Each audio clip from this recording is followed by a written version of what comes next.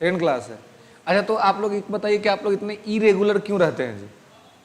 मतलब कुछ लोग, कभी कुछ लोग आते हैं, कभी कुछ लोग नहीं आते हैं। मतलब कुछ लोग तो हैं जो रेगुलर, जैसे आप लोग हैं दोनों, ये आप हैं, इधर आप हैं, वो हैं, और वो लोग रहते हैं। लेकिन बाकी लोग तो मतलब आप भी हैं, रहती हैं ना। बाकी हम देखते हैं कि कभी कुछ लोग रहते हैं, कुछ लोग नहीं रहते हैं। तो ये जो इरेगुलरिटी है, ये क्या है? इसलिए है कि चलो कोई बात नहीं, क्लासेस हैं, मिल रही हैं तो कर लेते हैं, है ना, या फिर क्या है? सीरियसनेस नहीं दिखता है। दूसरा चीज ये है कि देखिए, मैं वेट कर रहा था, मैं सुबह से क्लास ले रहा था, फिर मैं गया नहीं घर पे रेस्ट के लिए कि आप लोगों का क्लास है तो फिर कनेक्ट करूंगा, फिर दिन भर ही आज क्लास है। तो मैं वेट कर रहा था कि आप लोग आ जाएंगे तो टाइम पे क्लास स्टार्ट कर लेंगे। 10:30 का टाइमिंग दिया हुआ था और आप लोग जो है सो, मुझे लगता है कि इस टाइम पे बहुत कम लोग आए हुए थे, है ना। ऐसा होता है कभी कभी कि जैसे कि आप लोग आ जाइएगा टाइम पर, तो हो सकता है 10-15 मिनट क्लास लेट शुरू हो सकता है ऐसा। लेकिन इसका मतलब ये नहीं कि आप अपना टाइम वही बना लें कि नहीं, जिस टाइम पर शुरू होता है क्लास हम उसी टाइम पे जाएंगे। अभी कलेक्टर बने नहीं है ना, आपको बनना है, तो अभी कलेक्टर वाली एटीट्यूड नहीं लाना है ना, अभी तो स्टूडेंट वाली लानी है। अभी तो स्टूडेंट वाली लानी है कि भाई समय पर पहुंचे, है ना, जो समय दिया हुआ उस समय के अकॉर्डिंग पहुंच जाए और क्लासेस स्टार्ट कर ले। बोला फैनवा बंद करवा दीजिएगा, पीछे चल रहा है, हल्ला कर रहा है बिना मतलब, उसको बंद कर दिया। तो आप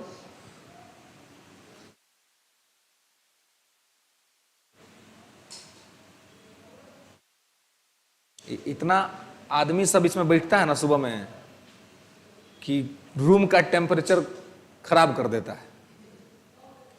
सुबह में मेरे इससे गले पे पानी आ रहा था, पानी टपक रहा था। मैं सोचूं कि इधर बाहर में बरसात हो रही है क्या, कहां से पानी आ, कहां से। फिर मैं देखा अच्छा वो मैंने जो रुमाल बांध रखा है इसमें इतना पानी भर गया है गर्मी के मारे, जबकि एसी चल रहा था, वहां से पानी टपक रहा था। ऐसी स्थिति हो, इतना सफोकेशन का माहौल हो जाता है। तो अभी ठीक है, अभी धीरे धीरे हल्का हो जाएगा, आप लोग कम है ना, तो धीरे धीरे रूम टेम्परेचर नॉर्मल हो जाएगा। चलिए, तो हम लोग देख रहे थे, हो गया ना, features of the Indian constitution, भारतीय संविधान की विशेषताएं। और साथ में मैं ये कह रहा था कि अगर सही में अगर आप लोग मन से तैयारी कर रहे हैं ना, तो रेगुलर रहिए, ठीक है, टाइम पे आइए, है ना। और अगर भारत सरकार की पंचवर्षीय योजना है ना, तो पंचवर्षीय योजना है, फिर तो कोई बात नहीं। इसको थोड़ा सा उठा दीजिए, इसको नीचे बात ठंडा कर रहा है।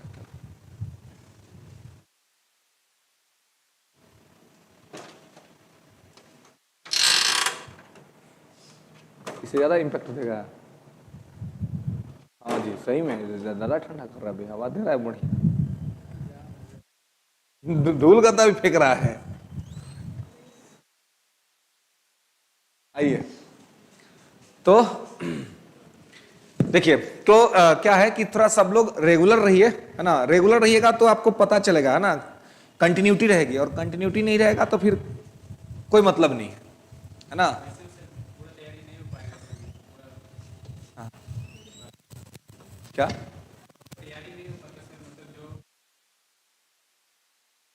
जो है, बिल्कुल बिल्कुल, हम लोग भी अब जैसे कि मैं बोल रहा था, पूछ रहा था टीम से कि आ गए तो मैं स्टार्ट करूं क्लास। अब देखिए 10:30 क्लास था, मैं 11 बजे क्लास में आया हूं, है ना।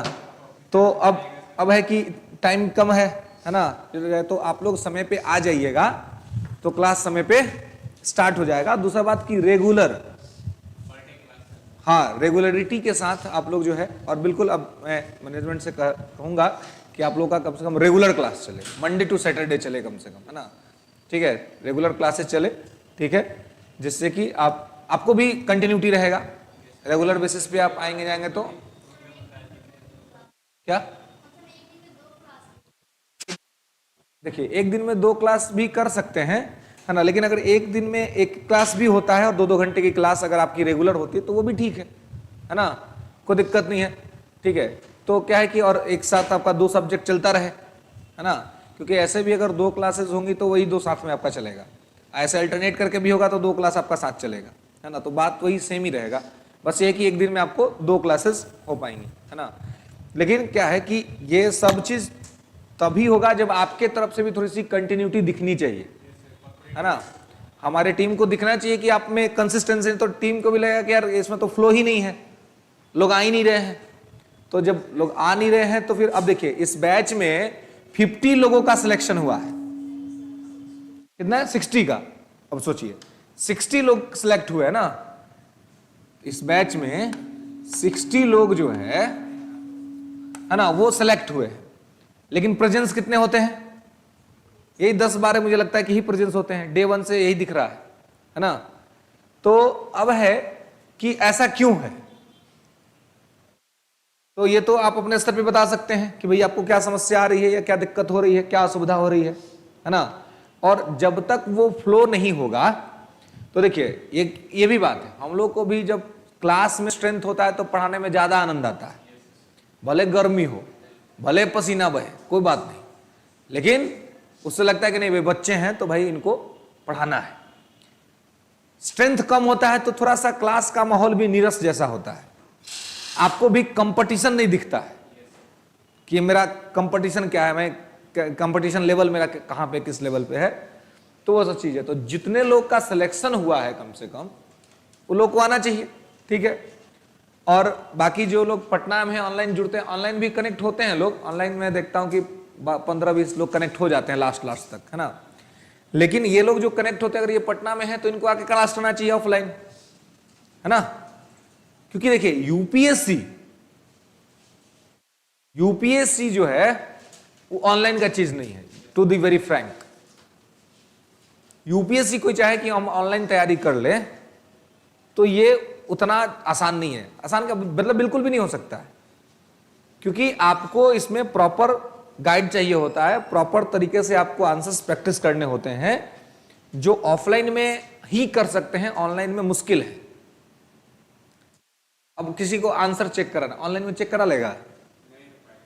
नहीं हो पाएगा। प्रॉपर फीडबैक मिल पाएगा? नहीं मिल पाएगा। वो ऑफलाइन की चीज है, वो ऑफलाइन में ही हो पाएगा। तो कहने का मतलब है कि वो थोड़ा सा सीरियसनेस आप लोग अपने तौर पर लाना होगा, अगर आप सीरियस कैंडिडेट हैं तो।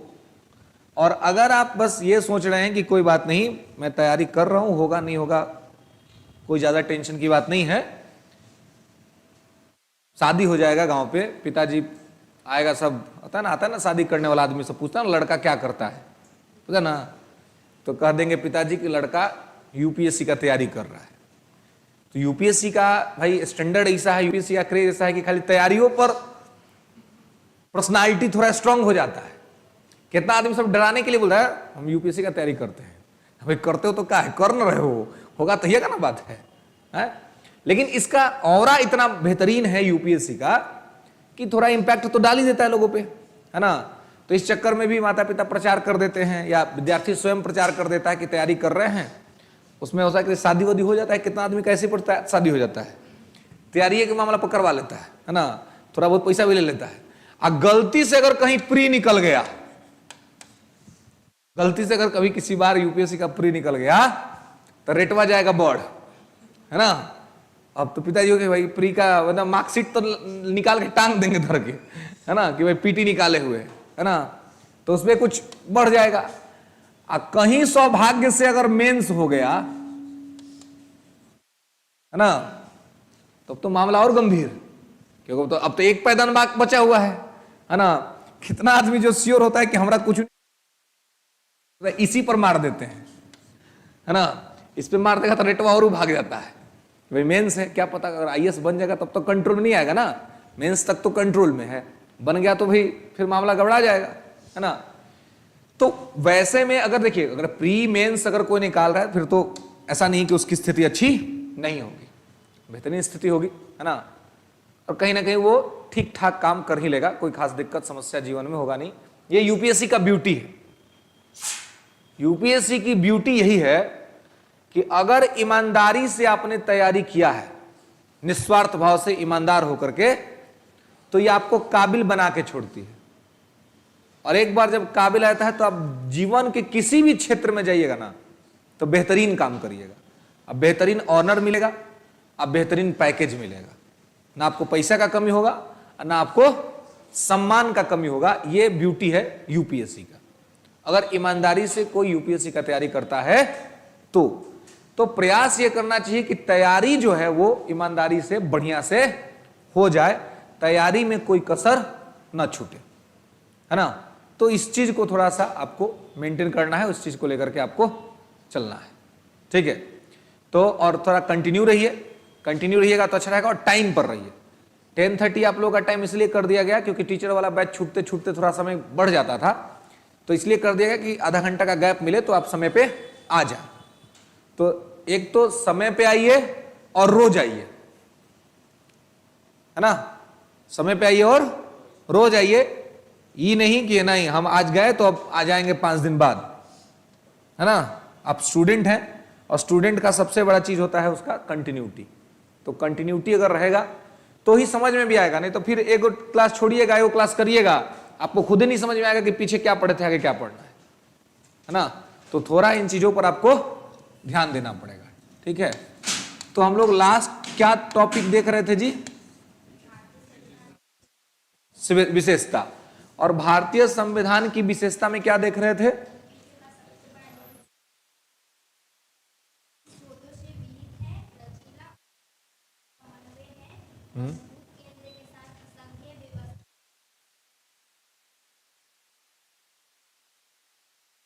हाँ, मतलब यहां तक ये पॉइंट सब लिख लिए थे, है ना, ठीक है। यह सब लिख लिए थे, हम लोग फीचर देख रहे थे, है ना। आगे लिखेंगे कि और क्या फीचर है, अभी उसी में आगे लिखेंगे और क्या feature. Parliamentary form of government देख लिए थे, सरकार का संसदीय स्वरूप देख लिए थे ना, कि parliamentary form of government is also a major part of major feature of the Indian constitution. और संसदीय व्यवस्था क्या होता है नहीं होता है वो भी हम लोग देख लिए थे। तो नेक्स्ट लिखेंगे rule of law. Rule of law,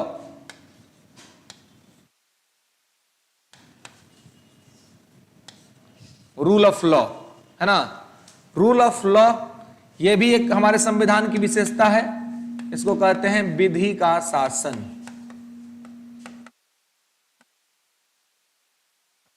इसको क्या कहते हैं? विधि का शासन, रूल ऑफ लॉ, ठीक है।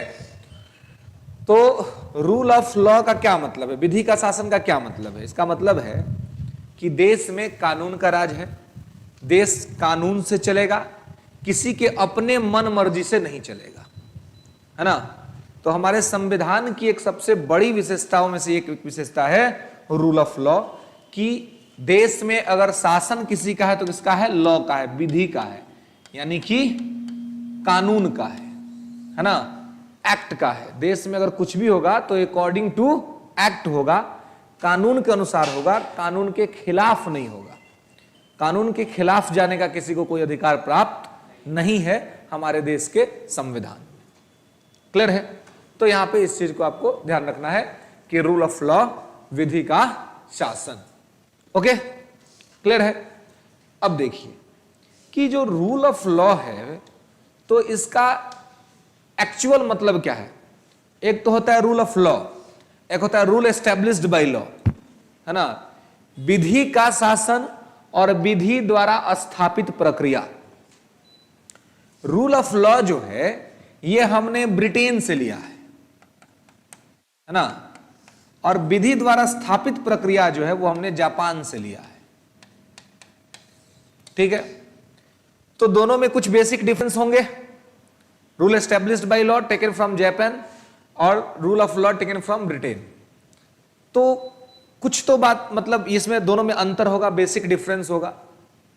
रूल ऑफ लॉ का मतलब यह होगा कि एक जो संसद के द्वारा कानून बनाया जा रहा है, जो कानून बन रहा है उस कानून के अकॉर्डिंग सब कुछ होगा।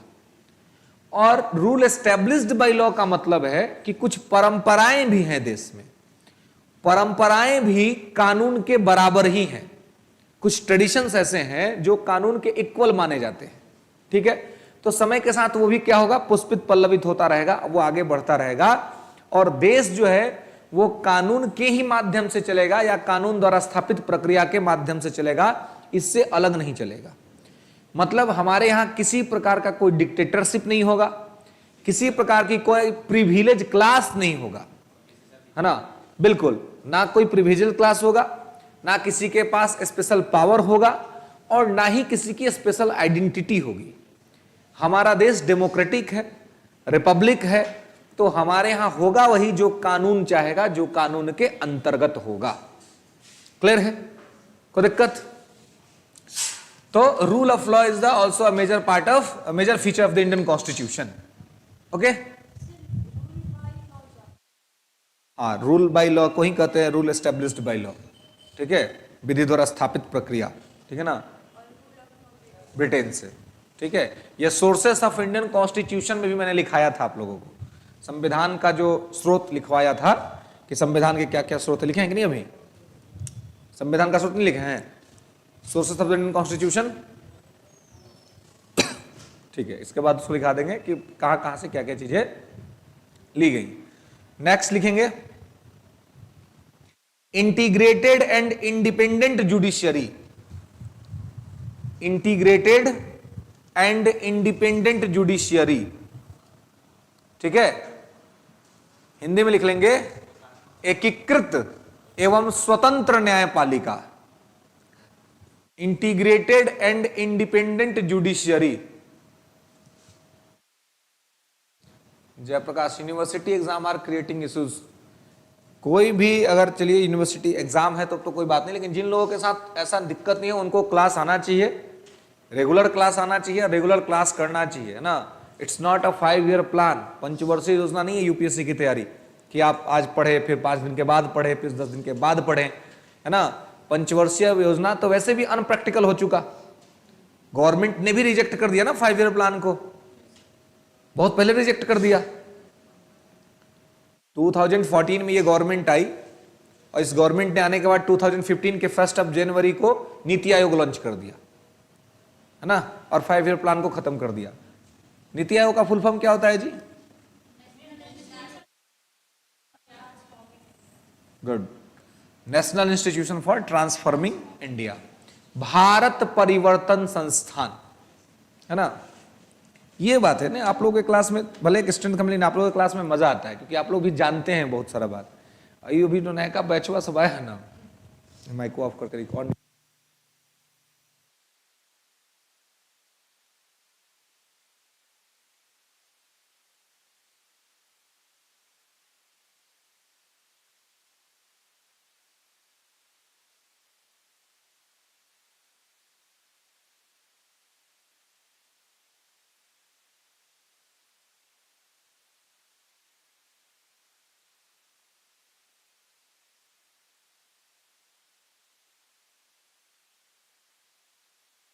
अब फिर से पढ़ना पड़ रहा है, उसमें हम लोग को भी उन लोग को पढ़ाना पड़ा, उसमें इतना दिक्कत हो रहा है कि जैसा कोई हिसाब नहीं है। एक एक लाइन को 10 बार बोलना पड़ता है, 10 गो चीज बोलना पड़ता है ना। हाँ, national institution for transforming India, NITI Aayog. तो इसमें क्या है कि गवर्नमेंट ने कहा कि हम टारगेटेड बेस पे काम करेंगे। अब 5 ईयर साल वाला प्रोग्राम नहीं बनाएंगे, टारगेट करेंगे, उसको अचीव करेंगे, है ना। तो यूपीएससी की भी तैयारी कैसी होनी चाहिए? अब आपकी नीति आयोग की तरह होनी चाहिए ना, फाइनेंस 5 ईयर प्लान की तरह कि 5 साल में पूरा करेंगे, ना। तो इसके लिए आपको रेगुलर रहना पड़ेगा ना, जब तक रेगुलर नहीं रहिएगा तब तक मामला बहुत अच्छा फिट नहीं बैठेगा। तो एकीकृत, हाँ जी जी, हाँ, आई थिंक आप फर्स्ट क्लास में नहीं थी, जो फर्स्ट क्लास जब मैंने स्टार्ट किया था, है ना, आप नहीं थी। फर्स्ट क्लास में ही हमने बात किया था सिलेबस पर, क्या था ना जी, जो लोग भी फर्स्ट क्लास में थे वो सिलेबस पर, और साथ ही प्रीवियस ईयर क्वेश्चन बैंक पर कि आपको कैसे पढ़ना है और किस प्रकार से उसको कवर करना है, ठीक है, कि आपके स्टडी टेबल पे ये 2 चीजें आपको होनी चाहिए, है ना, कि मतलब हाउ टू क्वालिफाई, ठीक है। पीडीएफ के फॉर्म में कि मतलब वो क्या है, कैसे है, लिखा हुआ, है ना, देखते हैं वो चीज हो सकता है, लेकिन देखिए आपको अपने स्तर पे काम करना है, ठीक है ना। मैं हमेशा आपको कहता हूं, और इस पर तो एक क्लास सर ने ही प्रॉपर लिया था, मुझे याद है कि जो एक पहली क्लास था वो पूरा सिलेबस बेस्ड क्लास था, जो रंजीत सर ने खुद ने लिया था, है ना, जिसमें उन्होंने पूरे सिलेबस को डिस्क्राइब किया था, वो डिस्कस करा था। ठीक है, पहला तो यह है कि पहले आप लोग कंटिन्यूटी दिखलाइए, फर्स्ट बात। ठीक है, हाँ मैं मैनेजमेंट टीम से करवाता हूं, ठीक है ना, हाँ बिल्कुल। क्या पहला बात तो मैंने स्टार्टिंग में आपको कहा कि अगर 10:30 आपको टाइम दिया हुआ है, आप आइए 10:30 में। आप क्या कहेंगे, कलेक्टर बन गए? अभी बन गए हैं क्या? जब बन गएगा तो मत आइएगा टाइम पे, आपको टाइम फिक्स किया गया ना 10:30, आप आइए।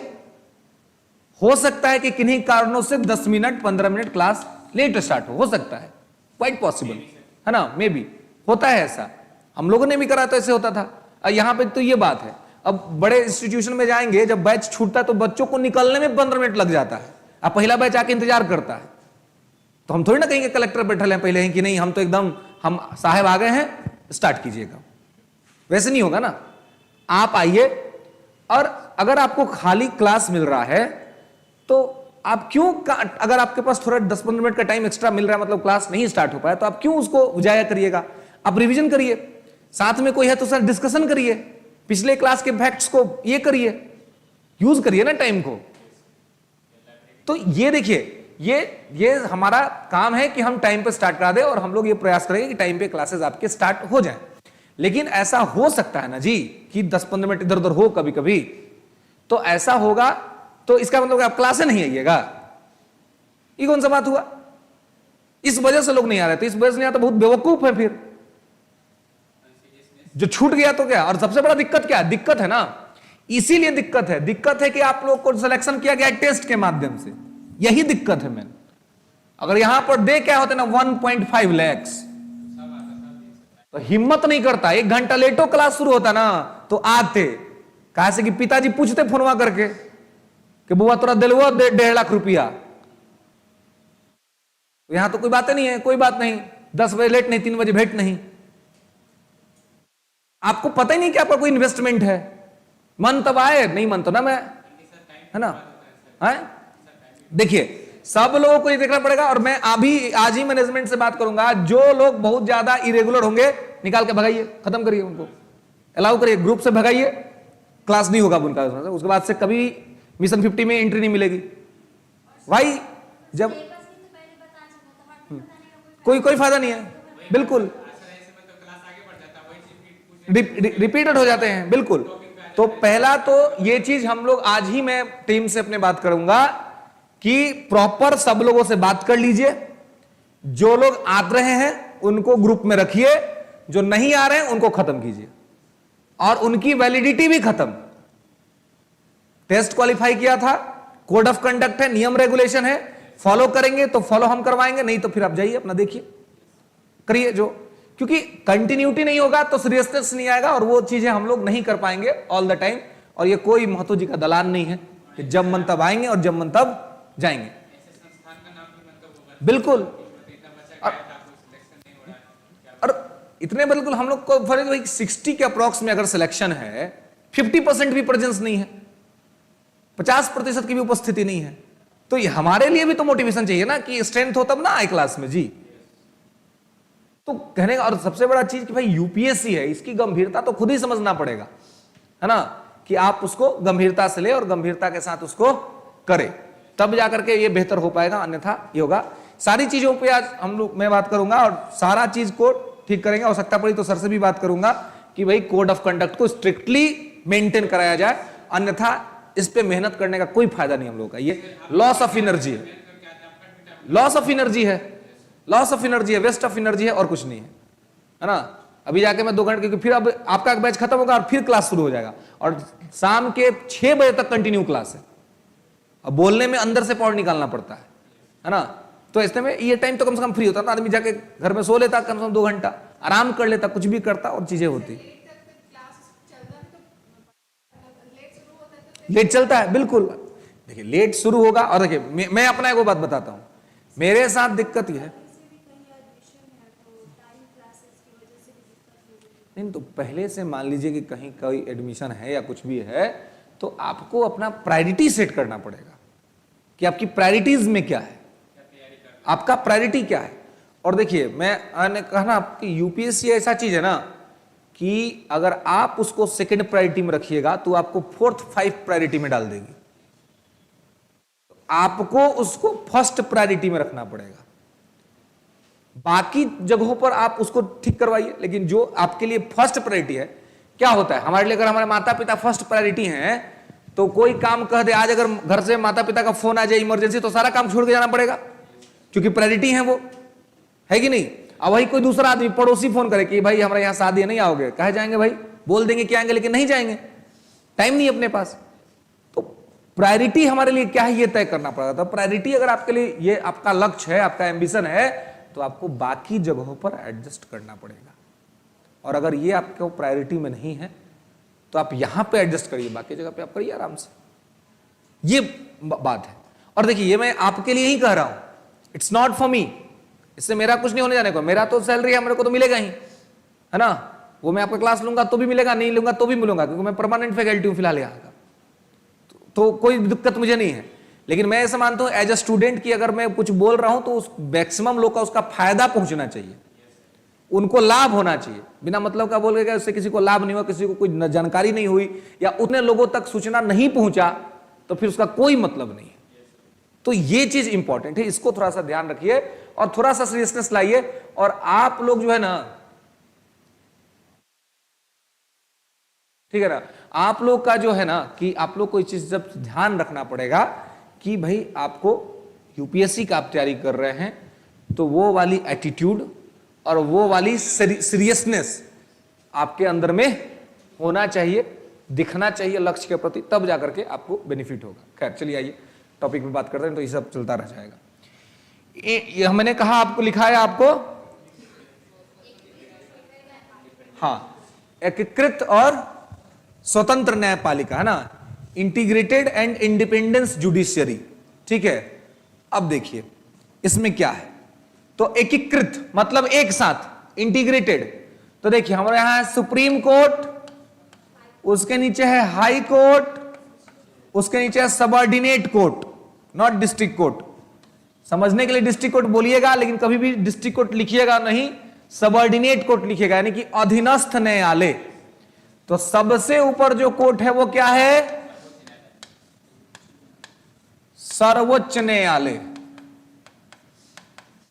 इसके बाद है उच्च न्यायालय, और फिर है अधीनस्थ न्यायालय। अब देखिए, तो इंटीग्रेटेड हमने कहा, अभी इंटीग्रेटेड कैसे है जी, तो इंटीग्रेटेड ऐसे है कि एक्सेप्ट फंडामेंटल राइट इशू, मूल अधिकार को अगर हम अपवाद में रख दे, तो इसके अलावे यदि आपका कोई भी मामला होता है, आपने किसी का मार के सर फोड़ दिया, या किसी ने आपका मार के सर फोड़ दिया, किसी का जमीन आपने पकड़ लिया, किसी का जमीन किसी ने पकड़ लिया, है ना, तो झगड़ा हो जाएगा, विवाद हो जाएगा। तो विवाद होगा तो क्या होगा, मामला पहले जाएगा सबऑर्डिनेट कोर्ट में, सीधे सुप्रीम कोर्ट में चल जाएगा। पहले आपको जाना पड़ेगा सबऑर्डिनेट कोर्ट में, यानी कि डिस्ट्रिक्ट कोर्ट में। डिस्ट्रिक्ट कोर्ट में आपके पूरे मामले की सुनवाई होगी, डिस्ट्रिक्ट कोर्ट फैसला देगा। डिस्ट्रिक्ट कोर्ट का जब फैसला आ जाएगा और आप उस फैसला से खुश नहीं होंगे, आपको लगेगा कि नहीं कोर्ट ने कोई नाइंसाफी कर दी, आपकी बात नहीं सुनी, तो सबऑर्डिनेट कोर्ट के फैसला के खिलाफ आप हाई कोर्ट में अपील करेंगे। ऐसा नहीं होगा कि सीधे आप हाई कोर्ट चले जाइए, पहले आपको जाना पड़ेगा सबऑर्डिनेट कोर्ट में, वहां फैसला आने के बाद आप हाई कोर्ट जाइए, फिर हाई कोर्ट में फैसला आएगा। और अगर आप हाई कोर्ट के फैसले से भी खुश नहीं, आपको लगता नहीं हाई कोर्ट ने भी आपके साथ बेईमानी किया है, तो हाई कोर्ट के निर्णय के खिलाफ आप सुप्रीम कोर्ट जाएंगे। इसी को कहते हैं इंटीग्रेटेड, जुड़ा हुआ। जंप करके आप सीधे सुप्रीम कोर्ट नहीं जा सकते हैं कि किसी ने आपको मार दिया, आप चल जाइए सीधे यूयू ललित के पास, देखिए साहब हमको ये मार दिया, वो कहेंगे पगला, लगता है पॉलिटी नहीं पढ़ा तुम, है ना, हम तुम्हारा मामला सुनबे नहीं करेंगे। तुमको पहले जाना पड़ेगा सबऑर्डिनेट कोर्ट में, अधीनस्थ न्यायालय में, वहां जाओ, वहां से फरियाओ, फिर जाओ हाई कोर्ट, वहां से फरियाओ, वो तुमको अगर खुश नहीं किया, वो भी अगर सही नहीं किया, तब मेरे पास आना, अभी तुम्हारा मेरे पास एंट्री नहीं है। Except fundamental right. मूल अधिकार एक ऐसा मामला है कि मूल अधिकार के मामले में आपके पास यह अधिकार बनता है, आपके पास यह है कि अगर कोई आपके फंडामेंटल राइट का वायलेशन कर दिया तो आप सीधे चल जाइए supreme court according to article 32। अगर मूल अधिकार, तो मूल अधिकार नाम ही है जिसका मूल। बहुत बार आईएएस के मेंस में पूछा गया है कि फंडामेंटल राइट वाई फंडामेंटल, मूल अधिकार मूल क्यों है, इसको अन्य अधिकार क्यों नहीं कह देते, इसको मूल अधिकार क्यों कहते हैं? कोई बता सकता है? Why fundamental right is fundamental?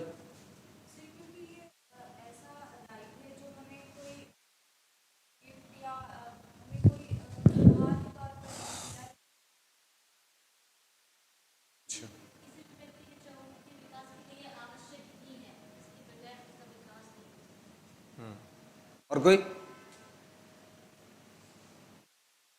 देखिए, हाँ बोलिए बोलिए। जीवन का एक मौलिक कर्तव्य मतलब जैसे उसका जीवन के लिए सेल होता है, उसी तरह से मानव के जीवन के लिए सेल होता है, ऐसा फंडामेंटल है, इसलिए सब मूल अधिकार। और कोई बोलिए।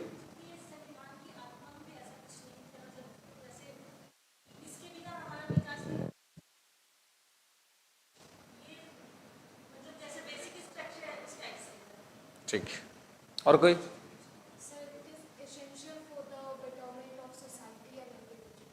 ओके, क्या जी आपको नहीं बोलना है कुछ? है गवर्नमेंट के लॉज को क्रिटिसाइज करता है, आपको बोलिए। आर्टिकल 19(1)(a) है, पॉलिटी की क्लास है, वाक और अभिव्यक्ति की स्वतंत्रता है। बोलिए, सब लोग खुल के बोलिए, बस खाली अलर बलर कुछ नहीं बोलना है जी, है ना, क्योंकि रीजनेबल रिस्ट्रिक्शन फंडामेंटल राइट में भी लगा हुआ है, जिसको कहते हैं युक्तियुक्त निर्बंधन। बोलिए, बोलने की आजादी है, लेकिन ऐसा कुछ मत बोलिए नहीं जिससे किसी के भावनाओं को ठेस पहुंचे, जिससे भारत का किसी राज्य के साथ संबंध खराब हो जाए, आपके बोलने से दंगा हो जाए, दो लोग आपस में उलझ जाए, ऐसा बात नहीं बोलना। बाकी सब बोलने का आजादी है। चलिए, हाँ बोलिए।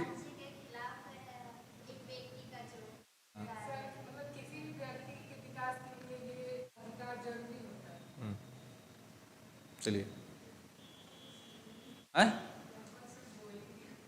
तो आप कुछ नया बोलिए, कुछ अलग बोलिए।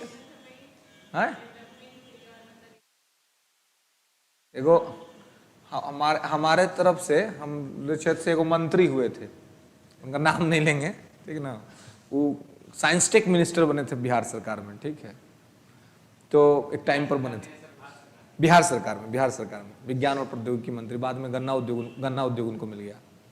तो वो जाते थे जब कोई भाषण देने के लिए गांव में, तो कहते थे कि 4-5 आदमी रहबे करता है मंच पर, तो कहते थे कि ई भैया बोलिए लिए, ई भैया बोलिए लिया, ई भैया बोलिए लिया। अब हमको क्या बोलना है, सब भैया लोग बोल लिया, हमको बस इतना है कि हमारा मुहरवा देखिए रहे आप, मतलब जो चुनाव चिन्ह है हमारा, ओकरा पर आप मुहर लगा दीजिए, बात खत्म। ज्यादा वो बोलबे नहीं करते थे, तो वो तो भाई नेता थे, तो उनका काम चल गया। आप एस्पिरेंट, आपको बोलना पड़ेगा, है ना। दूसरा लोग बोल दिया तो ऐसा तो मूल अधिकार पर बोलने के लिए बहुत सारा लाइन है, बहुत सारा बात है जो आप बोल सकते हैं, ठीक है। और कोई? You have also no any idea? Okay, चलिए आइए। तो आइए देखिए, कुछ लोगों ने ठीक बात कही है ना, जैसे कि उन्होंने कहा कि चहुमुखी विकास के लिए जरूरी है, वैलिड पॉइंट था। इन्होंने भी कहा कि भाई ये बहुत इंपॉर्टेंट नीड्स है जो जन्म के साथ ही मिल जाता है ना। तो ये तो बातें हैं जो कि सही बात है, इसलिए मूल अधिकार मूल है। लेकिन क्या है कि अधिकार दो तरह का होता है, एक होता है अधिकार, विधिक अधिकार, और एक होता है मूल अधिकार। एक होता है लीगल राइट और एक होता है fundamental right. Why are you talking each other all the times? हाँ, तो इसके बाद क्लास के बाद कर लीजिएगा ना बात, ठीक है। तो क्या है कि आपको जो है ये देखना है कि दो अधिकार होते हैं, एक होता है लीगल राइट, एक होता है फंडामेंटल राइट।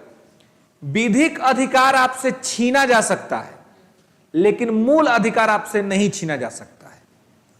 और बिल्कुल fundamental right is completely responsible for the holistic development of a human. एक आदमी के चहुमुखी विकास के लिए, पूरा विकास के लिए मूल अधिकार जो है सो जरूरी है। तो अगर मान लीजिए कि मूल अधिकार किसी का छीना गया तो उसका विकास रुक जाएगा। तो ये बहुत जरूरी चीज है, इसेंशियल चीज है ना, बहुत इंपॉर्टेंट है। तो इसीलिए इसमें केवल है कि आपका अगर ये छीना रहा है तो आर्टिकल 32 का सीधे सुप्रीम कोर्ट चल जाइए, या फिर आप 226 के तहत हाई कोर्ट चल जाइए, लेकिन आपके इसका रक्षा किया जाएगा, है ना। तो हमारे यहां कोर्ट कैसे एकीकृत है समझ रहे हैं। दूसरा बात इसमें independency, integrated and independence judiciary. तो इंडिपेंडेंस का क्या मतलब है, स्वतंत्रता का क्या मतलब है। इंडिपेंडेंस का मतलब यह है, इंडिपेंडेंस का मतलब यह हुआ कि देखिए हमारे यहां एक संविधान में, आगे मैं आपको पढ़ाऊंगा, एक आर्टिकल है, आर्टिकल 50 अनुच्छेद 50, है ना। हां, डीपीएसपी में लिखा हुआ है separation between judiciary and executive, कार्यपालिका और न्यायपालिका के बीच पृथक्करण, ठीक है।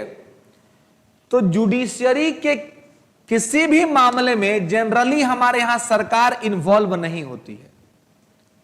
इवन इनकी नियुक्ति की प्रक्रिया, अपॉइंटमेंट प्रोसेस, जो सुप्रीम कोर्ट और हाई कोर्ट में जजों का है, उसमें भी सरकार का बहुत बड़ा रोल नहीं है। इसके लिए एक सिस्टम डेवलप किया गया है कॉलेजियम, जिस पर बहुत बार यूपीएससी में सवाल पूछा जा चुका है मेंस में। कॉलेजियम, और कॉलेजियम जो है वो क्या है, तो कॉलेजियम के माध्यम से क्या होता है कि सुप्रीम कोर्ट और हाई कोर्ट में जजों की नियुक्ति होती है। कॉलेजियम सिफारिश भेजता है ना, कॉलेजियम अपना रिकमेंडेशन भेज देता है, ठीक है, किसको, भारत के राष्ट्रपति को, और भारत के राष्ट्रपति उस रिकमेंडेशन में आए लोगों को नियुक्त कर देते हैं। मतलब सरकार स्वयं डिसाइड नहीं करती है कि हाई कोर्ट और सुप्रीम कोर्ट में जज कौन बनेगा, है ना, ये जज स्वयं डिसाइड करते हैं कि सुप्रीम कोर्ट में जज कौन बनेगा। तो इससे बड़ी इंडिपेंडेंसी और क्या होगी। इसके अलावे इनका जो वेतन भत्ता होता है वो हमेशा क्या होता है, निश्चित होता है ना। पगला सब बुढ़वा आदमी सब आता है पढ़ाने के लिए, लेके कुर्सी बैठ जाता है यहां पर, है ना। तो ये दिक्कत क्या है, यहां पर दिक्कत कुछ नहीं है। देखिए, तो सुप्रीम कोर्ट में और हाई कोर्ट में क्या, जिस इनका वेतन भत्ता है, तो इनका वेतन भत्ता जो है उसको कहते हैं कि जो इनका सैलरी और अलाउंसेस है, it's completely dependents on consolidated fund of India. Bharat की संचित निधि पर भारित होता है। संचित निधि पर यानी कि कंसोलिडेटेड फंड ऑफ इंडिया से जो एक्सपेंडिचर होता है वो दो तरह का एक्सपेंडिचर होता है। एक होता है निकाला गया खर्चा, और एक होता है उस पर डिपेंडेंट, है ना, जो उस पर चार्जेबल है, उस पर ही है। तो ई लोग का जो वेतन भत्ता होता है ना, वो उस पर चार्जेबल होता है, भारित होता है। इसका मतलब यह हुआ कि इनका वेतन भत्ता बढ़ाया जा सकता है लेकिन घटाया नहीं जाएगा, एक्सेप्ट फाइनेंशियल इमरजेंसी, जो कि अभी तक देश में कभी नहीं लगा, आगे भी नहीं लगना चाहिए। तो इनका वेतन भत्ता हमेशा बढ़ाया जा सकता है, कभी घटाया नहीं जाएगा। समझ रहे, कभी भी इनका वेतन भत्ता घटाया नहीं जाएगा, इनका हमेशा बढ़ाया जा सकता है, हमेशा इसको इंक्रीज कर सकते हैं, डिक्रीज नहीं कर सकते। समझ रहे। हाँ, देखिए वो भी, लेकिन उसमें ध्यान रखना है कि हाई कोर्ट के जज का salary consolidated fund of the state और सुप्रीम कोर्ट का कंसोलिडेटेड फंड ऑफ इंडिया। समझ रहे। अब जैसे पटना हाई कोर्ट में जो जज है तो उनका, हाँ, तो उनको बिहार की सरकार की जो संचित निधि है वहां से पैसा दिया जाएगा, और जो सुप्रीम कोर्ट में जज है उनको भारत सरकार की जो संचित निधि है वहां से दिया जाएगा। लेकिन जब ये लोग, हाँ, पेंशन, जब ये लोग रिटायर्ड हो जाएंगे, हाई कोर्ट के जज रिटायर्ड हो जाएंगे, तब इनको दिया जाएगा कंसोलिडेटेड फंड ऑफ इंडिया। अब देखिए, कल के डेट में आपका सिलेक्शन हो जाता है, आप आईएएस या आईपीएस बन जाते हैं, तो आपको सिलेक्ट तो भारत सरकार कर रही है ना, लेकिन आप ड्यूटी तो राज्य में करेंगे।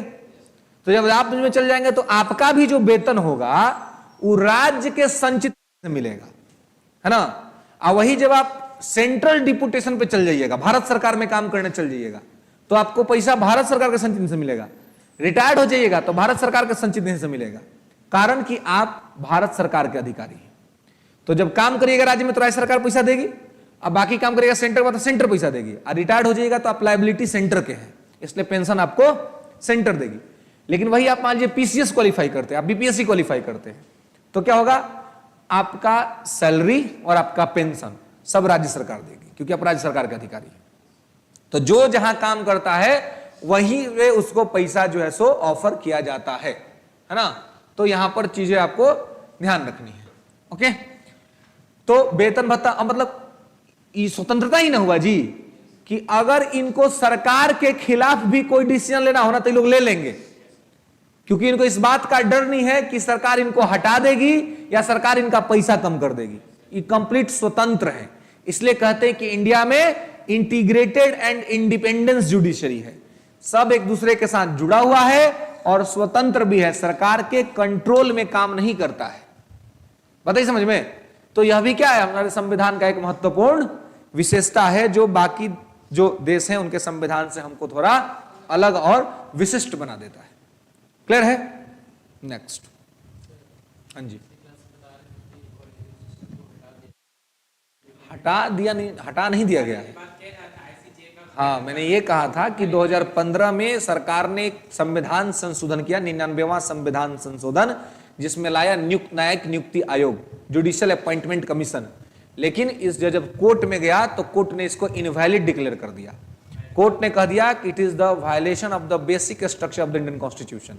केशवानंद भारती केस को ला दिया बीच में, है ना, कि इससे लाने से क्या होगा कि संविधान के मूल संरचना का उल्लंघन होगा। इसलिए अभी भी जो जुडिशरी में अपॉइंटमेंट का प्रोसेस वो कॉलेजियम ही है, व्यवस्था भी बदला नहीं है। ठीक है, इनवैलिड हो गया। हाँ, इनवैलिड हो गया, अवैध घोषित हो गया। ठीक है,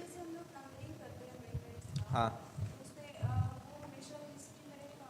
हाँ रहेगा, लेकिन वो आपको पता पड़ेगा कि अवैध हो चुका है, अब ये काम फोर्स नहीं है, इन्फोर्स नहीं हुआ है, अब लागू नहीं है, क्योंकि उसको कोर्ट ने इनवैलिड डिक्लेयर कर दिया और सरकार ने फिर उसको पास करने का प्रयास नहीं किया, तो इनवैलिड हो गया। नहीं, अब वो नंबर है, वो अवैध है, लेकिन अब उसके आगे, क्योंकि उस वक्त बहुत सारा अमेंडमेंट हो चुका, अब तो वर्तमान में 105 हो चुका है। वर्तमान में अभी तक संविधान में 105 संशोधन हो चुके हैं।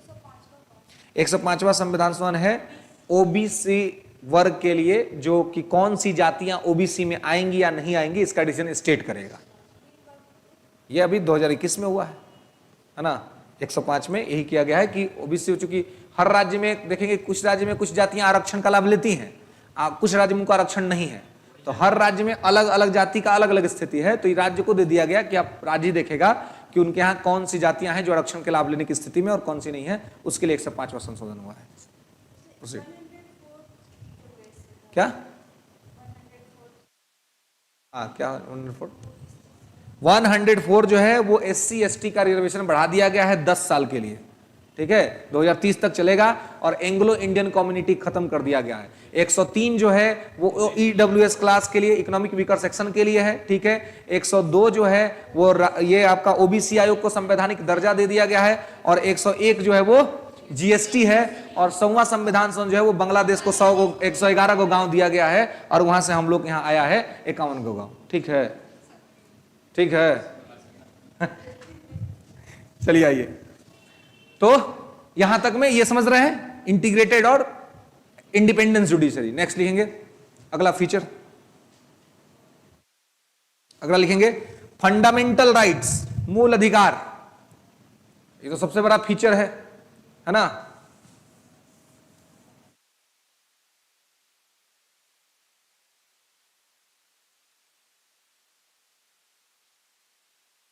Fundamental right,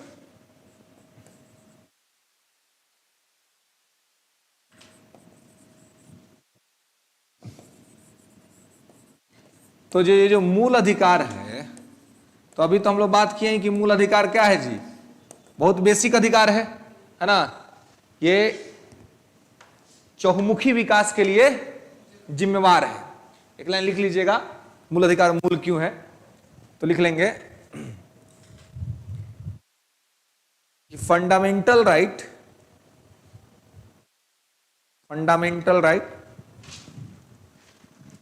is the completely responsible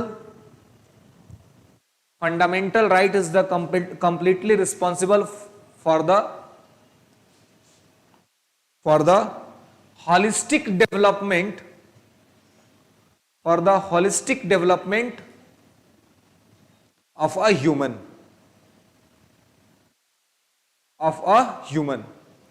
मूल अधिकार एक व्यक्ति के समग्र विकास के लिए उत्तरदायी है। होलिस्टिक डेवलपमेंट है ना, समग्र विकास के लिए उत्तरदायी है।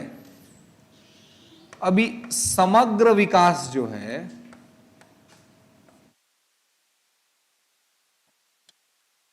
होलिस्टिक डेवलपमेंट, समग्र विकास, इसका क्या मतलब है? इसका मतलब यही है कि हर तरह का विकास, राजनीतिक, सामाजिक, सांस्कृतिक, आर्थिक, है ना, सब तरह से आपका विकास हो जाए।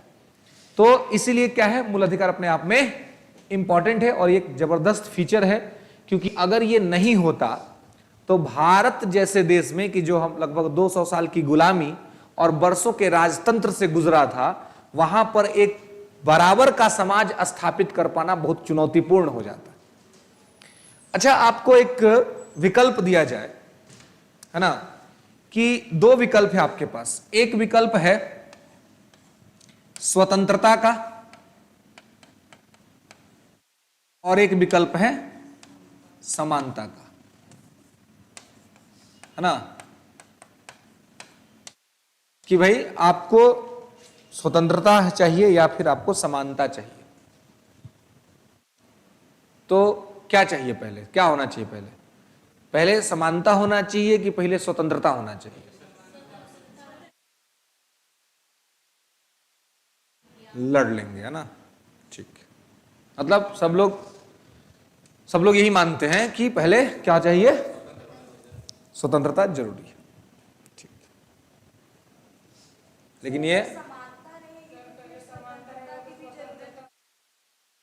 अच्छा, समानता रहेगा तो स्वतंत्रता आ जाएगा? कैसे आ जाएगा?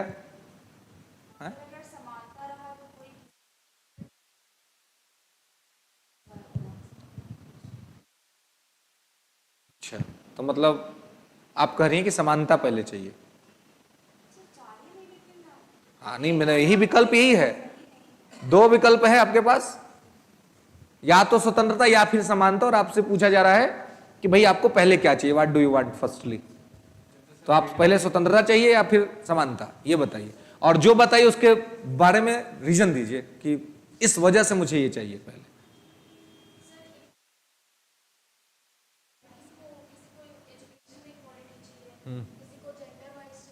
हाँ हाँ, फ्रीडम अगर रहेगा तो हर कोई अपने हिसाब से उसको जिस तरह का पॉलिसी चाहिए तो उसके लिए वो प्रयास कर सकता है। ठीक। सिर्फ वैसे तो दोनों में से कोई एक चुनाव तो पहले तो फ्रीडम, पहले आप फ्रीडम ही चुन लीजिएगा। और कोई? जैसे देश आजाद हो जाता है।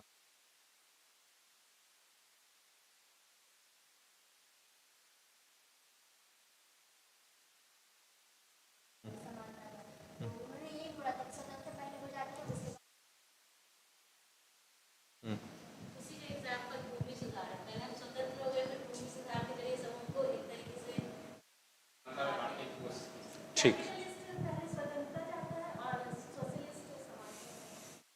तो आप क्या हैं, सोशलिस्ट हैं कि कैपिटलिस्ट हैं? अच्छा, मिक्स है, मिक्सचर है। तो हाँ, मिक्स तो है ही हमारी इकोनॉमी। तो इसमें चाहिए क्या एक्चुअल में? पहले फ्रीडम चाहिए। जयप्रकाश इधर लिख रहे हैं कमेंट सेक्शन में कि इक्वलिटी एंड लिबर्टी बोथ। भाई ये तो है ही ना, यहाँ है कि चूज करना है कि पहले कौन सा चाहिए, पहले इक्वलिटी चाहिए या पहले लिबर्टी चाहिए। अब देखिए, किसी भी समाज में आपने स्टार्ट ठीक किया था, बाद में आपने अपना स्टैंड बदल दिया। पहले समानता चाहिए, इक्वलिटी फर्स्ट चॉइस है, ज्यादा सोचने का जरूरत ही नहीं है। आप फंडामेंटल राइट देखिए, फंडामेंटल राइट में संविधान निर्माताओं ने पहले समानता का अधिकार दिया, उसके बाद स्वतंत्रता दिया। 14 से 18 पहले समानता है, तब 19 से 22 स्वतंत्रता है। अगर स्वतंत्रता इतना ही जरूरी होता, इतना ही प्रायोरिटी में होता, तो पहले होता स्वतंत्रता का अधिकार 14 से 18, फिर होता समानता का अधिकार 19 से 22। लेकिन ऐसा नहीं हुआ। हाँ बिल्कुल। अब देखिए समझिए कि समानता क्यों चाहिए। देखिए स्वतंत्रता जो है ना, अगर आप बिना समानता दिए स्वतंत्रता दे दिए तो समाज बहुत बड़ा खाई में चला जाएगा। क्योंकि समानता के बिना दिया हुआ स्वतंत्रता क्या होता है कि आप देखेंगे वहां पे कि जो बड़ा है वो और बड़ा हो जाएगा और जो छोटा है वो छोटा ही रह जाएगा। क्योंकि जो बड़ा आदमी है, ताकतवर आदमी, उसको दबाएगा, उसको आगे नहीं बढ़ने देगा। समझ रहे? तो इसलिए किसी भी सोसाइटी को पहले देना है इक्वेलिटी। ऐसे मान लीजिए आप लोग का अभी चलिए जो भी क्लासेस हुआ है तो यहां पे चल रहा है, ठीक है। कुछ नए बच्चे आते हैं, एकदम फ्रेश बच्चे, और वो कहते हैं कि सर हमको भी इसी क्लास में पढ़ना है, हमको भी अलाउ कर दीजिए, टाइम हमारे पास कम है। ठीक है, हमने अलाउ कर दिया तो मतलब हमने स्वतंत्रता दे दी उनको कि चलिए आपको स्वतंत्रता है, आप आइए पढ़ लीजिए, बैच चल रहा है, करिए क्लास, कोई दिक्कत नहीं है। वो आगे क्लास करने लगे और कल ही हमने एक टेस्ट करा दिया। ठीक है, कल टेस्ट करा दिया तो अभी तक जितना पढ़ा है उसमें से क्वेश्चन दे दिए, उसमें से आप लोग कर दीजिएगा टॉप, क्योंकि आप लोग पहले से सब पढ़े हुए हैं। वो सब जो दो चार को नहीं कर रहेगा वो कर जाएगा फेल। फिर हम ले तुम लोग कह रहा था हम पढ़ेंगे, देखो तुम्हारा क्या स्थिति है। तो अगर वो फेल करेगा तो फेल किस कारण से किया? क्योंकि उसको समानता ही नहीं मिली।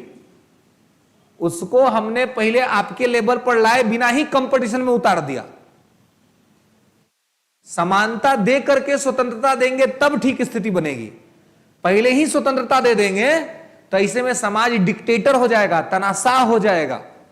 तभी तो आरक्षण की आवश्यकता पड़ती है ना, कि भाई क्योंकि जो संपन्न है वो बढ़ता चला गया, अब पता चला कि जो कमजोर था वो कमजोर रह गया। तो कमजोर को अपलिफ्ट करने के लिए, आगे बढ़ने के लिए ना आरक्षण दिया जाता है जी। समानता स्थापित करने के लिए ही ना उनको दिया गया। अगर सब समान रहता तो इसका कोई आवश्यकता पड़ता? इसलिए किसी भी सोसाइटी को सबसे पहले चाहिए समानता, इक्वेलिटी, है ना। इक्वेलिटी पहले चाहिए, इक्वेलिटी के बाद ही उसको लिबर्टी दिया जाए तो अच्छा रहेगा। अन्यथा वो लिबर्टी का मिसयूज करेगा। जिसको भी लिबर्टी मिल जाएगी इक्वेलिटी के बिना तो वहां पर उसका मिसयूज होगा और वो समाज बट जाएगा, समाज अलग रास्ते पर भटक जाएगा। समझ रहे? तो यहां पे इस चीज को तो बोला था तो फिर क्यों बदल दिया आपने अपना पॉइंट? आप इन्फ्लुएंस हो गई बाकी लोगों के थॉट्स से।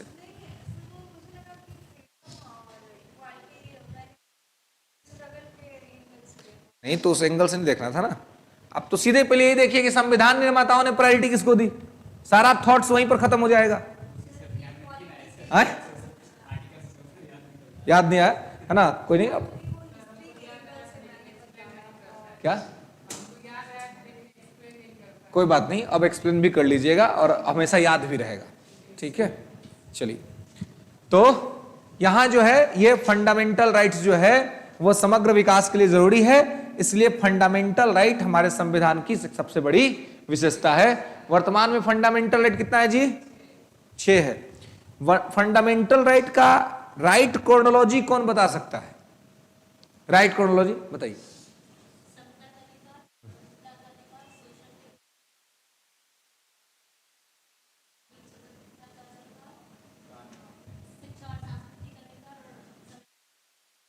ठीक, हाँ जी बोलिए, आप बताइए।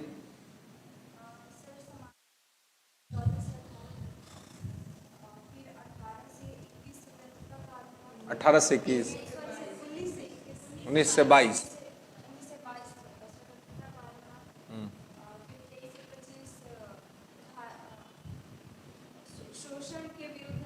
23 से 24, 25 नहीं।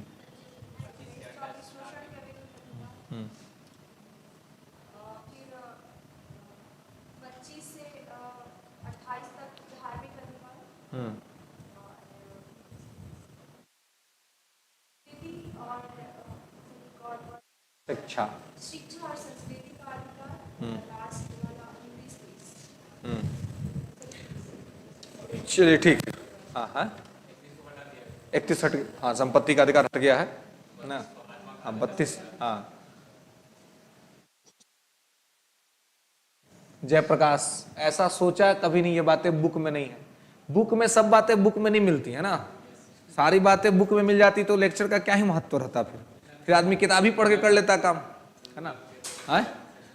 हाँ, लेक्चर्स का यही सिग्निफिकेंस होता है कि उसमें बुक और साथ में बहुत सारे थॉट्स का मिक्सचर होता है ना। तब जाकर के प्रॉपर तौर पे आप ऑफलाइन क्लास क्यों इंपॉर्टेंट है, इसलिए जिससे क्या है कि आपका थॉट्स डेवलप हो सके, सोचने की क्षमता का विस्तार हो सके, है ना, स्कोप बढ़े थिंकिंग का, है ना। और यहां पर जितना सोचिएगा उतना अच्छा करिएगा, ठीक है। चलिए, तो ये चीज है यहां पर फंडामेंटल राइट। तो देखिए फंडामेंटल राइट जो है वो 6 है वर्तमान में ना। आर्टिकल 12 से लेकर के 35 तक में कॉन्स्टिट्यूशन के पार्ट 3 में फंडामेंटल राइट्स के बारे में लिखा हुआ है कि फंडामेंटल राइट क्या है, नहीं है और किस प्रकार से है, वो सारा चीज उसके अंदर में वर्णित है ना। प्रोसीड, नेक्स्ट लिखिएगा। आगे तो फंडामेंटल पूरा पढ़ाएंगे एक्सप्लेन करके जब संविधान के भाग, अभी तो बस केवल आपको फीचर लिख रहे हैं, तो फीचर लिख लीजिए। हाँ, नेक्स्ट लिखेंगे directive principle of state policy. Directive principle for state policy, राज्य के नीति निर्देशक सिद्धांत, DPSP. DPSP, directive principle for state policy, राज्य के नीति निर्देशक सिद्धांत। ये आपको कहां पे है, तो ये आपको संविधान के पार्ट 4 में है। हाँ, आर्टिकल 36 to 51, 36 से 51, directive principle for state policy, राज्य का नीति निर्देशक सिद्धांत। ओके, अब जब राज्य का नीति निर्देशक सिद्धांत है, डीपीएसपी है, इसमें आप देखिए कि क्या है स्थिति। तो डीपीएसपी में आप देखेंगे 36 to 51 में कि फंडामेंटल राइट क्या था, नागरिकों का अधिकार है ना। ये individual right of all citizen of India, ये भारत के सभी नागरिकों का व्यक्तिगत अधिकार है, मूल अधिकार, ठीक है। और डीपीएसपी क्या है,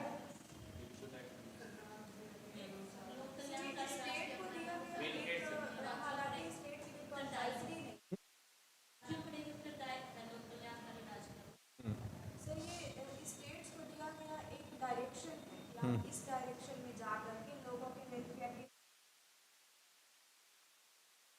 कंपल्सरी है, वो स्टेट की मर्जी पे है, बिल्कुल ठीक, सही है।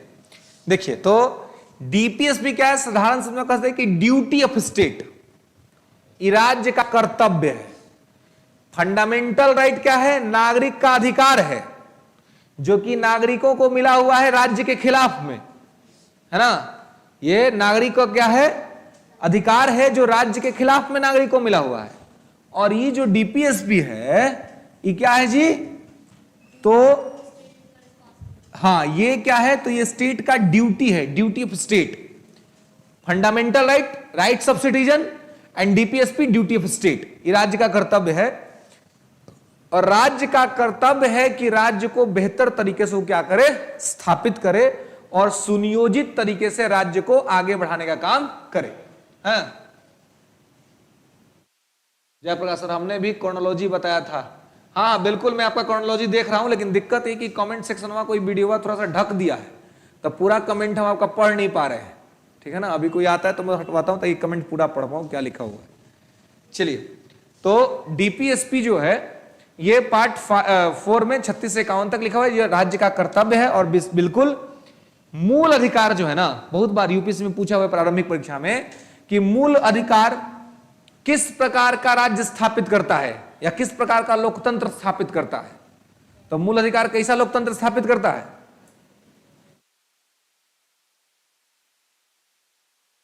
सुनता, किस प्रकार का लोकतंत्र, समाजवादी लोकतंत्र। मूल अधिकार जो है वो राजनीतिक लोकतंत्र की स्थापना करता है, पॉलिटिकल डेमोक्रेसी। देश में पॉलिटिकल डेमोक्रेसी जो एस्टैब्लिश होती है वो फंडामेंटल राइट के माध्यम से होती है। और इसी वजह से तो इसको इंफोर्सेबल बनाया गया, क्योंकि पॉलिटिकल डेमोक्रेसी की बात थी। आई जो डीपीएसपी है ना, ये सामाजिक आर्थिक लोकतंत्र की स्थापना करता है, वो राजनीतिक लोकतंत्र का और ये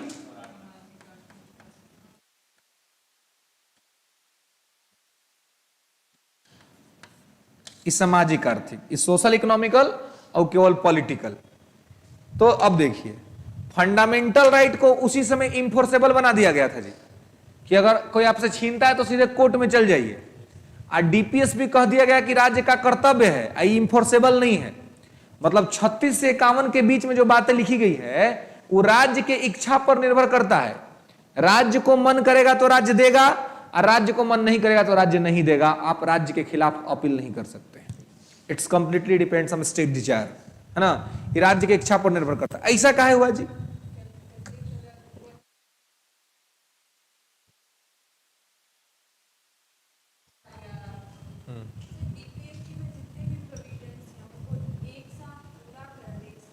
ये जरूरी नहीं है स्टेट के पास हर समय इतने सारे के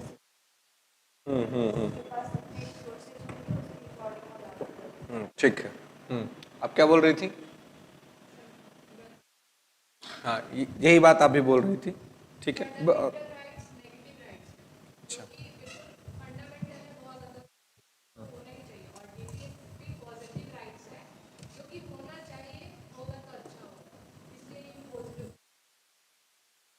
तो जो पॉजिटिव होना चाहिए, अच्छा बात है, उसको तो इम्पोसिबल बनाना चाहिए।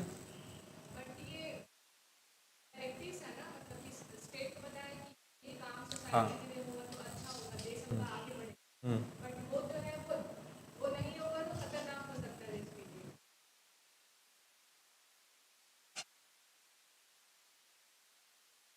निगेटिव वो स्टेट के लिए है, स्टेट के अगेंस्ट में निगेटिव है, निगेटिव राइट नहीं है। हाँ, राज्य के शक्तियों पर नियंत्रण स्थापित करता है मूल अधिकार, इसलिए राज्य के लिए नकारात्मक है, नागरिक के लिए सकारात्मक है, व्यक्ति के लिए पॉजिटिव है, स्टेट के लिए निगेटिव है ना। आई क्या है, ये जो है ये राज्य के लिए सकारात्मक है। राज्य को मन करे तो दे, नहीं मन करे तो मत दे। नागरिक के लिए नकारात्मक है, नागरिक को मिलवे नहीं करेगा जब राज्य की इच्छा पर निर्भर हो जाएगा। तो मेन मुद्दा ये था जो आप लोगों ने कहा, कुछ लोगों ने, और सही कहा, हाँ, लेक ऑफ रिसोर्सेज। डीपीएसपी में 36 से लेकर के 51 तक आप जितना बात देखिएगा उस सब में सर्विस अलॉट करने की बात है, सेवा देने की बात है। और सेवा देने के लिए खर्चा करना पड़ेगा ना जी, पैसा का काम पड़ेगा, है ना। अब मान लीजिए कि यहाँ पे हम लोग क्लास ले रहे हैं तो मैनेजमेंट एसी दे रहा है, पानी देता है, खाना देता है, नाश्ता देता है, सब कुछ देता है, तो ये क्या है, सर्विस दे रहा है ना। तो सर्विस देने के लिए तो पहले उसके पास भी तो पैसा होना चाहिए। पैसा नहीं होगा तो कहां से देगा? नहीं देगा, है ना। तो इस सब सर्विस के लिए पैसा का जरूरत पड़ता है, बिना पैसा के सर्विस नहीं दे पाएगा, बिना पैसा के सर्विस आपको मिल भी नहीं करेगा। तो सर्विस जरूरी है, मतलब पैसा जरूरी है। देश का जब संविधान बना, संविधान जब लागू हुआ तो कब लागू हुआ? 2650 को। और उससे पहले हम लोग लगभग 190 साल तक गुलामी में रहे थे, हमारी पूरी इकोनॉमी का तहस नहस हो गया था। ऐसे सिचुएशन में अगर हम डीपीएसपी को जस्टिकेबल बना देते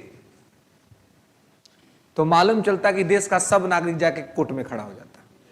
सरकार हमको ही नहीं दे रही है, सरकार हमको वो नहीं दे रही है, आज सरकार के पास पैसे नहीं था कि सरकार दे पाती। इसलिए इस डीपीएसपी में एगो आर्टिकल है, आर्टिकल 37, वो कहता है कि DPSP is not enforceable in court but DPSP is ethically enforceable on government. ये जो है, मतलब कि हिंदी में इसको कहेंगे कि जो राज्य का नीति निर्देशक सिद्धांत है वो कानूनी तौर पर भले ही बाध्यकारी नहीं है, लेकिन नैतिक तौर पर राज्य के लिए बाध्यकारी है, नैतिक तौर पर। इसलिए राज्य को जब लगने लगे कि अब उसके पास संपन्नता आ गई है तो उसको अपने नागरिकों को देना चाहिए सेवा।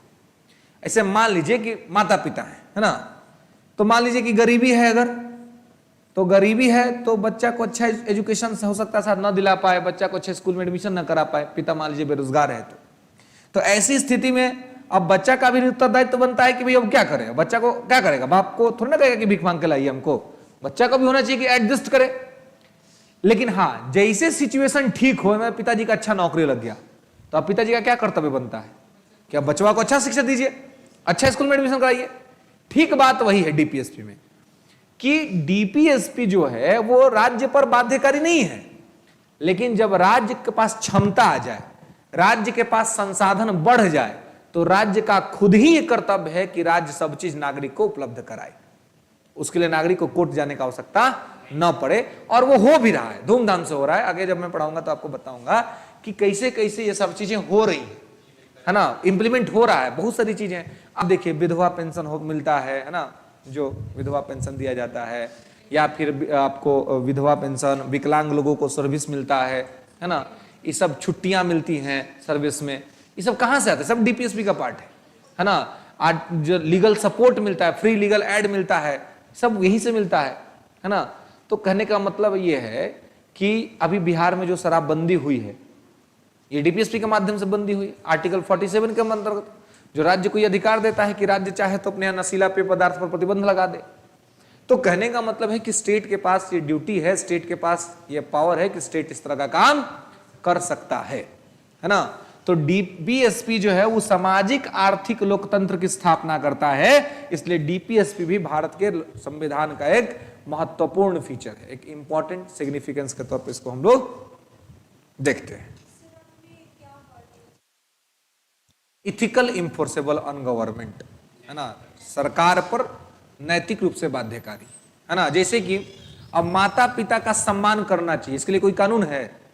अब माता पिता को गाली दे दीजिएगा तो माता पिता को जेल भेजवा देंगे, आहत होंगे, उनको खुद बेचारों को दुख लगेगा कि भाई कैसा पालन पोषण दिए कि मैंने ऐसा कर रहा है। लेकिन इसके लिए तो कोई जेल का प्रावधान है नहीं। लेकिन नैतिकता कहती है कि माता पिता का सम्मान करना चाहिए। इसके लिए कोई पुलिस आके नहीं कहेगा कि आप सम्मान कीजिए, लेकिन नैतिकता, आपकी इथिक्स, आपकी इथिकल रिस्पॉन्सिबिलिटी बनती है कि आप माता पिता का सम्मान करें, उनको आप ऑनर करें। ठीक है, चलिए नेक्स्ट।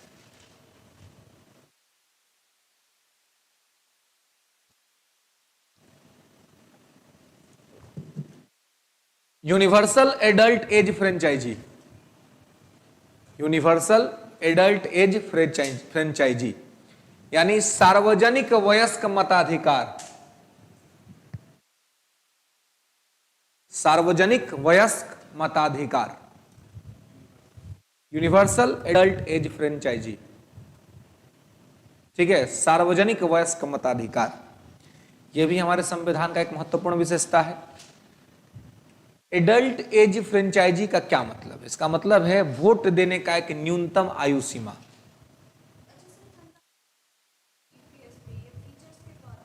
हाँ, फीचर्स के तौर पे भी, बस कि संविधान की विशेषता है। अभी फंडामेंटल राइट पढ़ा नहीं रहे। फंडामेंटल राइट जब पढ़ाएंगे ना तो यूपीएससी में तो कम से कम 15 दिन चलेगा फंडामेंटल राइट, कम से कम 15 डेज, जिससे पूरा करंट का सिचुएशन देश में क्या हो रहा है, मूल अधिकार किस प्रकार से, क्योंकि बहुत विवाद होता है। यूपीएससी का इन विवादों से क्वेश्चन पूछने में उसको आनंद आता है ना, विवाद से ही क्वेश्चन उठाता है। अभी आप देखिए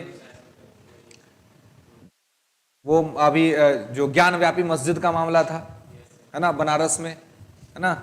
इसके अलावे साउंड पॉल्यूशन को लेकर के जो मस्जिदों से उतरवा दिए गए माइक्स, मंदिरों से उतरवा दिए गए, तो भाई राइट टू फ्रीडम जो है वो कहाँ पर ये हो रहा है? कर्नाटका में हिजाब का मुद्दा है ना, हिजाब बैन हो गया। तो फंडामेंटल राइट में जो प्रोफेस करने का, प्रोपोगेट करने का जो राइट्स है वो कहाँ जा रहा है? तो ऐसे में बहुत तरह का चीज होता है। अभी बिहार के ही एक यूट्यूबर को एनएसए लगा करके जेल में बंद करके रखा गया है ना, फेक न्यूज फैलाने के चक्कर में। तो ये सब चीज जो है ना, या अभी बिहार में ही जो एक अपराधी जो थे पहले और जेल से अब उनको रिहा कर दिया गया है ना, जेल कानून में संशोधन करके आर्टिकल 20 जो अपराध के संबंध में दोष सिद्धि से संरक्षण का बात करता है ना।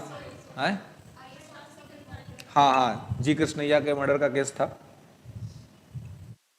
ना। तो कहने का मतलब ये है कि ये सारे इंसिडेंट्स में फंडामेंटल राइट कहाँ पे आ रहा है, फंडामेंटल क्या है, उन सभी चीजों को देखेंगे। डीपीएस में भी जो सिचुएशंस बन रहे हैं वो किस प्रकार से और कैसे बन रहे हैं, उन सभी चीजों को भी यहाँ पर देखने का प्रयास करेंगे। ओके, देखिए ये बात बहुत बार कोर्ट में गया है ना, कि जैसे इसमें अगर आपसे कोई पूछे कि भाई कौन सा पहले चाहिए, है ना, तो मतलब बहुत सारे मामले में, मतलब आपको डीपीएसपी और फंडामेंटल राइट को लेकर सुप्रीम कोर्ट में बहुत बार केस हुआ है कि प्रायोरिटी किसको माना जाए। और सुप्रीम कोर्ट की स्थिति ऐसी है कि सुप्रीम कोर्ट के पास एक पावर है आर्टिकल 137, जिसमें वो अपना स्वयं का निर्णय का समीक्षा करता है। आज कुछ कहेगा, कल कुछ और कह देगा। हाँ, पुनरावलोकन अपने निर्णय का कर लेता है। यही चीज आम आदमी नहीं कर सकता है। कर सकता है जी?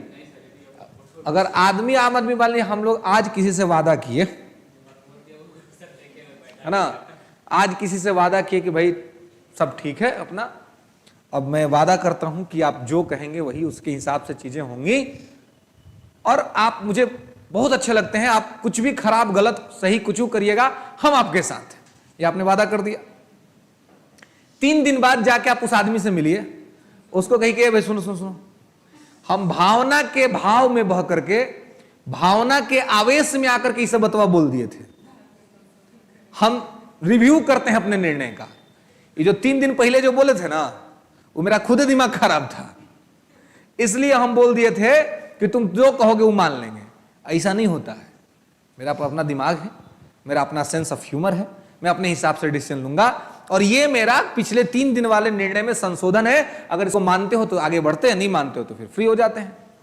सामने वाला कहेगा कि गजब बेहुदा आदमी है भाई, ये तो एकदम मतलब बर्बाद करके छोड़ दिया।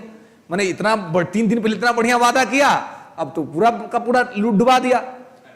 ये सब चीज कोई सुप्रीम कोर्ट को नहीं बोलने जाएगा कि केशवानंद भारती केस में आप क्या बोले, आप गोलखनाथ केस में क्या बोले, आप शंकरी प्रसाद केस में क्या बोले। शंकरी प्रसाद में कुछ और, गोलखनाथ में कुछ और, केशवानंद भारती में कुछ और, आप मिनरवा मिल्स में कुछ और। तो कोर्ट जो है ना, बहुत बार पहले क्या किया कि प्रायोरिटी दिया फंडामेंटल राइट को। स्टार्टिंग से आप देख ही रहे, फंडामेंटल राइट को ही, तभी तो सरकार के साथ झगड़ा चल रहा था। मिनरवा मिल्स केस में 1980 में मिनरवा मिल्स केस हुआ था। 1980 में कोर्ट ने कह दिया कि देखिए, मूल अधिकार और डीपीएसपी दोनों ही एक दूसरे के पूरक हैं। किसी के बिना किसी एक की कल्पना करना ठीक नहीं है। इसलिए हम ये नहीं कह सकते हैं कि मूल अधिकार बहुत जरूरी है, या ये नहीं कह सकते कि डीपीएसपी बहुत जरूरी है। हम ये कह सकते हैं कि दोनों ही जरूरी है। ठीक है, और समय परिवेश परिस्थिति के अनुसार सरकार ये डिसाइड करेगी कि क्या पहले देना चाहिए, अन्यथा जरूरी तो दोनों ही है। लेकिन उससे पहले जो है सुप्रीम कोर्ट अपने निर्णयों में फंडामेंटल राइट को वरीयता देता था डीपीएसपी के ऊपर। ठीक है, लेकिन 80 के बाद से उसने कह दिया कि नहीं, ये नहीं चलेगा, है ना, ये वरीयता जो है सो नहीं चलेगी, वरीयता को उसने कैंसिल कर दिया। ओके, दिक्कत नहीं ना। तो यहां पर एडल्ट एज फ्रेंचाइजी की बात कर रहे थे हम लोग, है ना। एडल्ट एज फ्रेंचाइजी का मतलब यह हुआ कि हमारा देखिए, देश के स्वतंत्र होने के बाद से ही, है ना, एक अधिकार जो है वो आपको मिला हुआ है कि जितने लोग देश में वयस्क हैं उन सब लोग वोट देंगे, है ना। वर्तमान में यह सीमा है 18+। 18 वर्ष से ज्यादा का यदि आपका एज है तो जो भी चुनाव होता है, लोकसभा, विधानसभा या मुखिया, इस सब चुनाव में आप वोट कर सकते हैं। इसी को कहते हैं एडल्ट एज फ्रेंचाइजी, वोट देने का न्यूनतम आयु सीमा, है ना। तो इसका मतलब क्या है, लिख लेंगे, वोट देने का न्यूनतम आयु सीमा, है ना। मिनिमम एज फॉर वोट, है ना, वोट के लिए न्यूनतम आयु सीमा। तो अभी क्या है, 18 वर्ष है। लड़का हो या लड़की हो, पुरुष हो या महिला हो, कोई भी है, तो उसको अधिकार है कि अगर वो 18+ है और उसका वोटर लिस्ट में नाम ऐड हो गया तो वोट दे सकता है, कोई भेदभाव नहीं। ठीक है, तो ये 18+ अभी है, पहले ये 21+ था ना, 21 वर्ष के लोग वोट देते थे पहले। हाँ, गुड। 61वां संविधान संशोधन कब हुआ था? हाँ, 1989। 61वां संविधान संशोधन अधिनियम 1989, और इसके माध्यम से क्या कर दिया गया, तो इसके माध्यम से वोट देने का जो आयु है वह 21 वर्ष से घटा करके 18 वर्ष कर दिया गया। ठीक है, कोई दिक्कत?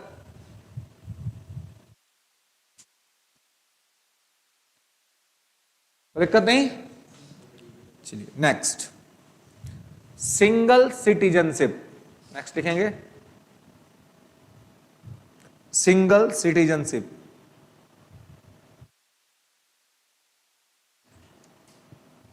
एकल नागरिकता,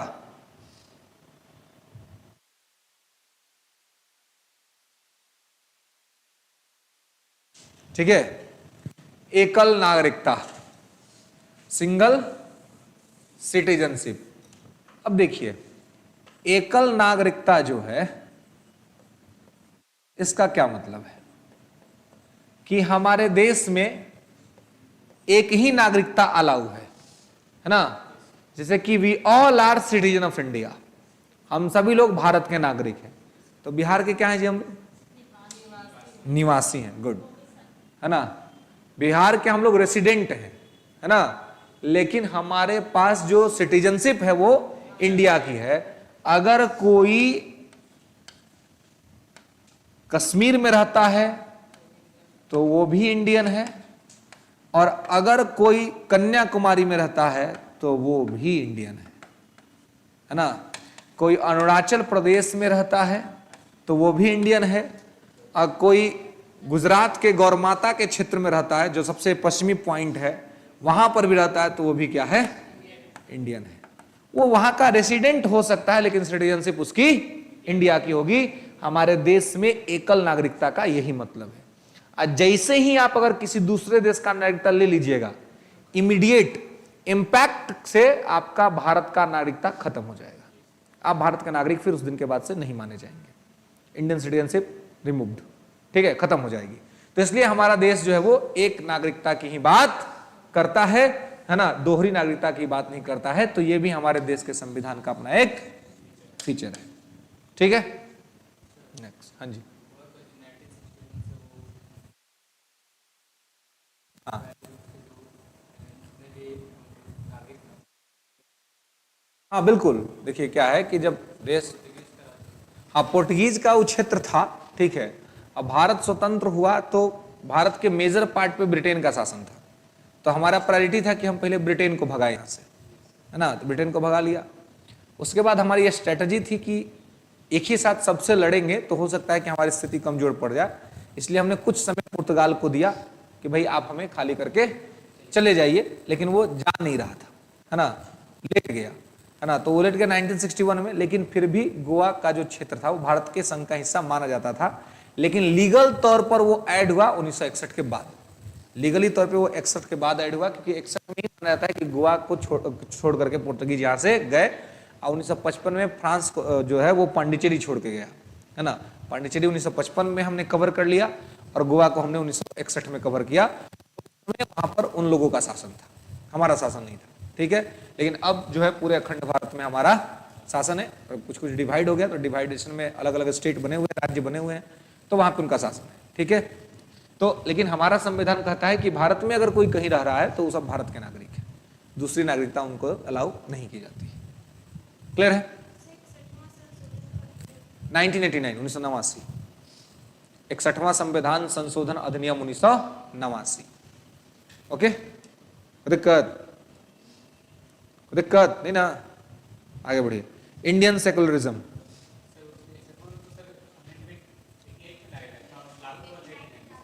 हाँ 89 में इन्फोर्स हुआ था, लेकिन लिखा यही रहता है 61वां संविधान संशोधन अधिनियम 1989, ठीक है।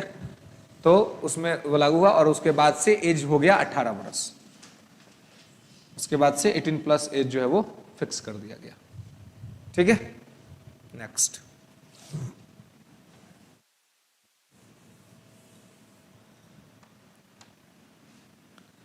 अब आइए आगे। भारतीय धर्मनिरपेक्षता, है ना, या धर्मनिरपेक्षता नहीं, पंथ निरपेक्षता लिखिए। भारतीय पंथ निरपेक्षता, इंग्लिश में लिखिए Indian secularism. Indian secularism, Indian secularism, भारतीय पंथ निरपेक्षता या धर्मनिरपेक्षता, ठीक है। अब देखिए इंग्लिश में तो सेकुलरिज्म ही लिखा रहता है, लेकिन हिंदी में भारत के संविधान में पंथ निरपेक्षता लिखा हुआ है, धर्मनिरपेक्षता नहीं लिखा हुआ है। तो इसमें अंतर क्या है दोनों में? पंथ निरपेक्षता और धर्म निरपेक्षता में क्या अंतर है, ये थोड़ा समझ लीजिए। ये 2019 के आईएएस के मेंस में पूछा गया था कि भारत की धर्मनिरपेक्षता और फ्रांस की धर्मनिरपेक्षता में क्या अंतर है। तो फ्रांस में धर्मनिरपेक्षता है लेकिन भारत में पंथ निरपेक्षता है ना। लेकिन इंग्लिश में जब लिखिएगा तो सेकुलरिज्म ही है ना। लेकिन हाँ, अगर आप लिख रहे हैं धर्मनिरपेक्षता तो इंग्लिश में लिखना होगा नेगेटिव सेकुलरिज्म, और अगर आप लिख रहे हैं पंथ निरपेक्षता तो इंग्लिश में लिखना होगा पॉजिटिव सेकुलरिज्म।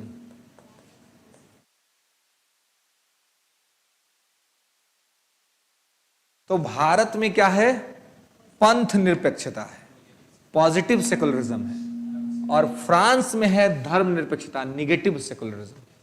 ठीक है।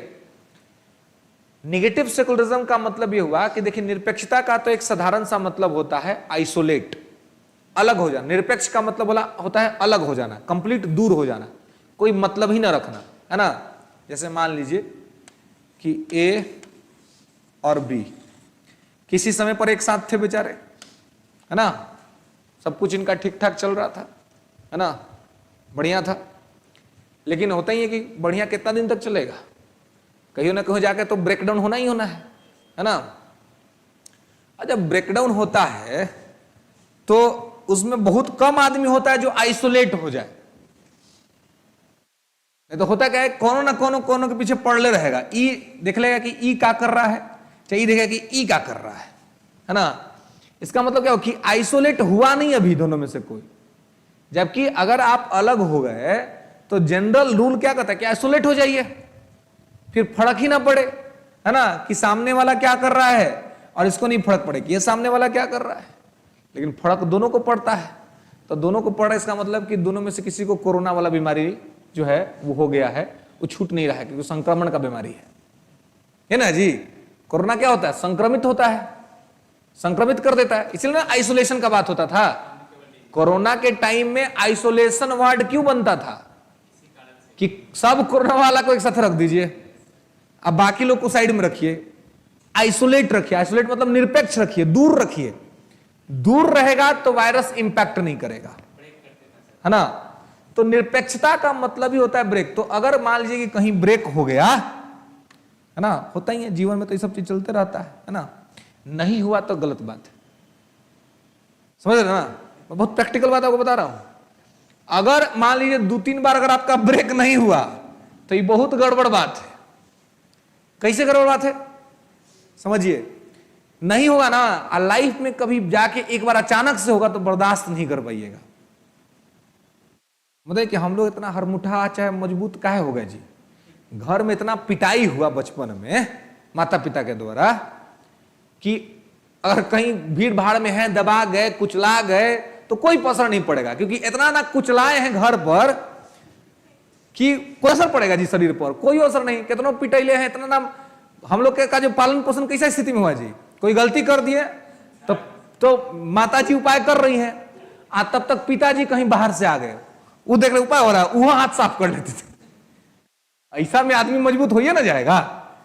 तो आदमी जब किसी कठिन विपरीत परिस्थितियों से गुजरता है जीवन में, मजबूत होता है, कमजोर नहीं होता है ना।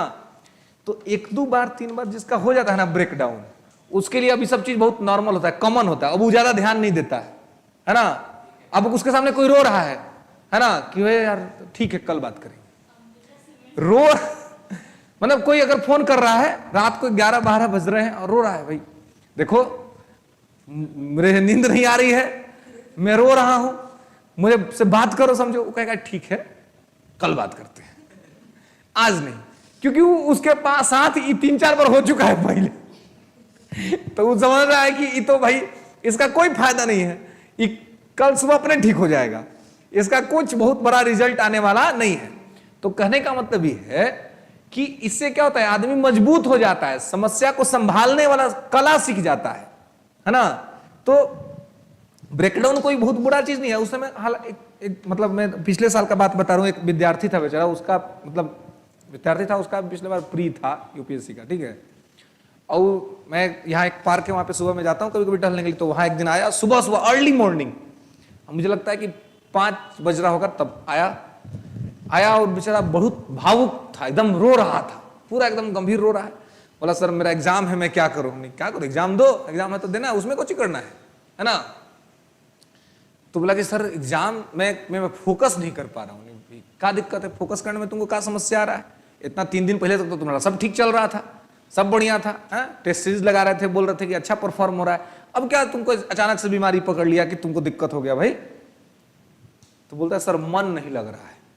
अरे 5 बजे भोर में पार्क में आया हो मन लगाने के लिए, कहा मन का नहीं लग रहा है जी तुम्हारा? तो बोला सर बुरा नहीं मानिएगा तो बात कहेंगे नहीं। हम कहे बुरा मानेंगे भाई, तुम्हारा जीवन का बात है, इससे हमको कुछ लेना देना है, मेरे जीवन का कोई बात होता तो हम बुरा मानते, बताओ क्या बात है? तो बोला सर मेरा ना जो है ना ब्रेकअप हो गया है। सर हम अब समझे में नहीं आ रहा है सर कि हम पढ़े कैसे। हम बोले क्या दिक्कत क्या होता है? बोले कि सर अब मन ही नहीं लग रहा है, आज जब कोई किताब कोई सेट उठाने जा रहा है ना तो सर मैंने एकदम मन समझिए कि उब जा रहा है। 2 मिनट पढ़ते हैं अब फिर सर फोन देखने लगते हैं, अब फोन पर सर मैसेज नहीं आता है किसी का। बोले पागल है, तो बड़ा गड़बड़ बीमारी है इसका। तो पहले बोले कि भाई देखो अगर ऐसा कुछ भी हो रहा है तो इसमें टेंशन क्या बात है? It's very natural. अगर ये नहीं होता तो टेंशन का बात होता कि तुम इंसान ही नहीं हो, इसका मतलब। अगर आपके साथ आप किसी के साथ हैं, किसी कारणवश अब आप दोनों अलग हो गए, छूट गया साथ, और आप हंसी खुशी से हैं, इसका मतलब कि आप चीट कर रहे थे, धोखेबाज आदमी थे, तब ना आपको कोई असर नहीं पड़ा। अगर आप अच्छे आदमी हैं, अच्छे इंसान हैं, इमोशन है आपके पास, तो होगा ही। तो ये साइंस के हिसाब से सोचे, बायोलॉजी के हिसाब से चले तो बॉडी अच्छा रिएक्ट कर रहा है ना, बॉडी का रिएक्शन ठीक है। अगर ऐसा होता, देखिए किसी के यहां किसी का डेथ हो जाए और उसके बाद कोई आदमी रोए नहीं, तो लोग कहते हैं ना कि इसका मेंटल कंडीशन खराब है, डॉक्टर से दिखाना पड़ता है। क्यों? क्योंकि बॉडी समय के हिसाब से रिएक्ट नहीं किया। तो बॉडी को टाइम टू टाइम जो सिचुएशन से रिएक्ट करना चाहिए, मशीन है ना, तो मशीन का समय के हिसाब से रिएक्शन आ रहा है, क्या दिक्कत है? अगर नींद नहीं आ रहा है 2-3 दिन तो ठीक बात है, रोना आ रहा है तो रो लो 2-4 दिन, क्या दिक्कत है? लेकिन हाँ ज्यादा दिन नहीं, ज्यादा दिन रोगे तो भाई एग्जाम खराब हो जाएगा, एग्जाम में दिक्कत हो जाएगा। तो 1-2 दिन अगर हो रहा है तो ये बहुत नेचुरल है। अब फिर क्या है, वहां से अपने आप को क्या करो, निरपेक्ष कर लो, आइसोलेट कर लो, दूर हटा लो, अब फोकस कहीं और बनाओ। है यही कर सकते ना। फोकस हटाने का क्या कारण है? अगर एक बिंदु पर फोकस आपका खत्म हो गया यहां से ये, तो आप दूसरे बिंदु पर फोकस करिए। ये मैं देखिए बेसिकली क्या कर रहा हूं, क्या समझाने का प्रयास कर रहा हूं। लाइफ जो होता है ना, ये प्रैक्टिकलिटी पे चलता है, ये थियरी पर नहीं चलता है। थियरी किताबों में अच्छा लगता है और लाइफ में घटनाएं आपके साथ घट रही होती हैं, तो कहीं कहीं आपको बहुत प्रैक्टिकल होना पड़ता है, प्रैक्टिकल बनना पड़ता है। अगर आप प्रैक्टिकल नहीं बनेंगे ना तो जीवन में बहुत सारा समस्या, बहुत सारा दिक्कत ऐसा आएगा कि आप संभल नहीं पाइएगा। तो प्रैक्टिकल डिसीजन होने चाहिए, है ना। अगर सामने से कोई आपको छोड़ के चला गया तो आप क्यों रो रहे हैं भाई, आप क्यों मर जा रहे हैं उसके लिए? फिर आप भी अपना विकल्प तलाशिए, है ना। मेन प्रायोरिटी क्या है? मेन प्रायोरिटी है आपका लक्ष्य, आपका एम्बिशन। और एम्बिशन को प्राप्त करने में अगर कोई किसी प्रकार का बाधा बन रहा है, उसको हटाइए, है ना, उस बाधा को हटाइए। लेकिन लक्ष्य को जो है वो प्रभावित मत होने दीजिए, वो इंपॉर्टेंट है, वो सिग्निफिकेंस है उसका। क्योंकि वो मिल जाएगा तो सब चीज आ जाएगा आपके पास, और वो नहीं मिलेगा तो वही बात है, 4 दिन की चांदनी फिर अंधेरी रात, फिर कोई भी आपके साथ नहीं रहेगा, नहीं रुकेगा। तो आइसोलेट होना चाहिए आदमी को। आइसोलेट का मतलब होता है कोई मतलब नहीं। तो फ्रांस में धर्मनिरपेक्षता है, आइसोलेशन है। इसका मतलब हुआ कि फ्रांस की सरकार को धर्म से कोई लेना देना नहीं होता है। धर्म से वो एकदम सेपरेट है, एकदम अलग है। कोई भी रिलीजियस एक्टिविटी आप नहीं कर सकते हैं, रिलीजियस एक्टिविटी आप नहीं कर सकते हैं सार्वजनिक स्थल पर, फ्रांस में, ठीक है। इंडिया में क्या होता है? सब होता है। तो हम लोग धर्म निरपेक्ष नहीं है, हम लोग पंथ निरपेक्ष हैं। भारत धर्मों से अलग नहीं वरन धर्मों के साथ है, और फ्रांस धर्मों के साथ नहीं वरन धर्मों से अलग है। फ्रांस में आइसोलेशन वाली बीमारी है, हम लोग के यहां सब छूटने के बाद देखने वाला बीमारी। देखो तो क्या कर रहा है, क्या कर रही है अभी। अच्छा कोई और से तो नहीं बतिया रहा है, अरे भाई तो बतेबे ना करेगा, आप मान लीजिए नहीं बात कर रहे तो कोई और तो बात करेगा, वेरी प्रैक्टिकल। तो इसमें क्या, हम लोग क्या तो यही होता है, एक धर्म में नहीं तो दूसरे धर्म में एंट्री, है ना। तो कहने का मतलब है कि भारत सरकार क्या करती है, हम लोग क्या, आप देखिए कि हमारे देश में क्या धर्म के नाम पे स्कॉलरशिप अलाउ नहीं होता है, क्या धर्म के नाम पर रिजर्वेशन नहीं मिलता है, मिलता है, सब होता है। तो जब धर्म के नाम पर आप यूनिवर्सिटी में सीट रिजर्व कर देते हैं, धर्म के नाम पर आप किसी को आरक्षण दे देते हैं, फिर आप किसे कहेंगे कि आप धर्मनिरपेक्ष हैं? आप धर्मनिरपेक्ष एक्चुअल में है ही नहीं, आप पंथ निरपेक्ष हैं। आप धर्मों के खिलाफ नहीं वरन धर्मों के साथ हैं। आर्टिकल 25 आप पढ़िएगा तो 25 में लिखा हुआ है धार्मिक स्वतंत्रता, और धार्मिक स्वतंत्रता में लिखा हुआ है कि आप अपने हिसाब से अपना धर्म मानिए, उसका प्रचार करिए, प्रसार करिए, उसके आचरण को मानिए, कोई भी आपको नहीं रोकेगा।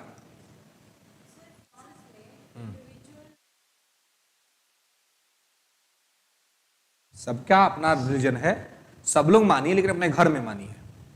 अपने घर में जो आपका रिलीजन है, आपका धर्म आपका व्यक्तिगत मुद्दा है, तो व्यक्तिगत मुद्दा व्यक्तिगत तक रखिए, सड़कों पर लेकर के मत आइए। यही फ्रांस में है। हमारे यहां भी धर्म हमारा व्यक्तिगत मुद्दा है, लेकिन हमारे यहां सड़कों पर प्रचार होता है, सड़कों पर चलता है, सरकार प्रोटेक्शन देती है, सरकार उसको सुरक्षित जुलूस को निकलवाती है गली से, है ना। तो ये सबके साथ है। वहां धर्म से सरकार का कोई लेना देना ही नहीं है। सार्वजनिक स्थल पर जहां पब्लिक प्लेस है वहां धार्मिक आचरण आप नहीं कर सकते हैं, सड़क पर नहीं कर सकते हैं, हॉस्पिटल के सामने नहीं कर सकते हैं, कहीं भी स्कूल विद्यालय में नहीं कर सकते हैं। घर में करिए जो करना है, घर में सरकार आपको रोकने नहीं जाएगी, क्योंकि आपका इंडिविजुअल मामला है। लेकिन सड़क पर सबका मामला है, और सरकार जो है धर्म से अलग है, इसलिए वहां पर सार्वजनिक स्थल पर अलाउ नहीं है। ठीक है, हाँ, पहले ये समझ लीजिए, फिर पंथ पे आते हैं। तो यहां पर इसमें कोई दिक्कत कि भारत में और यहां पे क्या अंतर है? ठीक है, भारत धर्मों के साथ है, फ्रांस धर्मों से अलग है, निरपेक्ष है। हमारे यहां निरपेक्षता नहीं है, ठीक है। लेकिन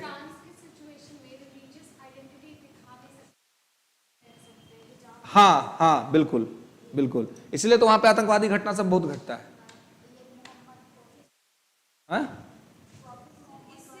हाँ, चार्ली अब्दो के, अरे टीचरे को मार दिया था सब। हिस्ट्री पढ़ा रहा था बेचारा, इस्लाम के बारे में बता रहा था, धर के मार दिया उसी को। चार्ली अब्दो का जो प्रेस था उस पर जाके हमला कर दिया, बम गिरा दिया। सब फ्रांस का घटना सब है। सब बैठ करके, और वहां जो वर्साई का महल है वहां पर सेलिब्रेट कर रहा था सब, एक ही बार आतंकवादी सब हमला कर दिया वर्साई पर। तो ऐसा वहां पे होते रहता है इन्हीं सभी वजहों से। खैर, अब देखिए पंथ निरपेक्षता का मतलब क्या है। हाँ,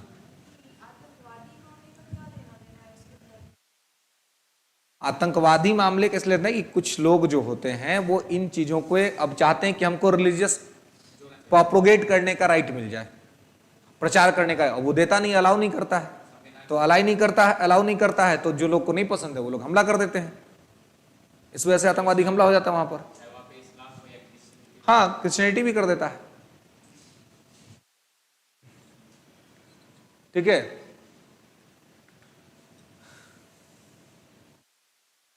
तो अब देखिए पंथ निरपेक्षता में क्या है।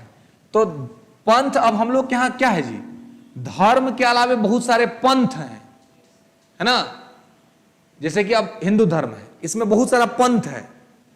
अब जैसे बौद्ध है, जैन है, सिख है, ये सब धर्म थोड़ी ना है जी, ये सब पंथ है जो हिंदू धर्म से ही निकला है, उसका ब्रांचेज सब है। तो धर्म के साथ तो निरपेक्षता की बात होती है, हमारा उन पंथों के साथ में भी है। तो मतलब अगर मान लीजिए कि बौद्ध है या जैन है या अन्य कोई भी है, तो इनको भी पूरा का पूरा अधिकार मिला हुआ है कि ये भी अपना अपना हिसाब से अपना काम कर सकते हैं, है ना। ये भी अपना आचरण करेंगे, ये भी अपना प्रचार प्रसार करेंगे। देखते हैं बौद्ध लोग का भी सभा होता है, वो लोग भी प्रचार करता है। गया में आप जाइएगा देखिएगा तो पूरा ये लोग का सभा चलते ही रहता है, कभी कभी कहीं या कभी किसी देश का प्रतिनिधि आया हुआ है, कभी किसी देश का प्रतिनिधि, क्योंकि वर्ल्ड में अभी लगभग 18 कंट्रीज है जिसमें बौद्ध धर्म को माना जाता है ना। तो लोग उसके आए रहते हैं और यहाँ पर प्रचार प्रसार चलते रहता है, काम यहाँ होते रहता है। तो इसलिए यहाँ पर इस चीज को आप देख सकते हैं। तो पंथ का मतलब होता है जो धर्मों के अंदर से निकले हुए हैं, है ना। तो वो चीज भी हमारे यहाँ है। तो हमारे यहाँ बेसिकली पॉजिटिव सेकुलरिज्म है और फ्रांस में निगेटिव सेकुलरिज्म है, और इसी सेकुलरिज्म के मोड को लेकर के हम लोग आगे बढ़ रहे हैं। क्लियर है? यहां तक में कोई दिक्कत, किसी को कोई समस्या? चलिए ठीक है फिर। इसके आगे नेक्स्ट क्लास में बात करेंगे।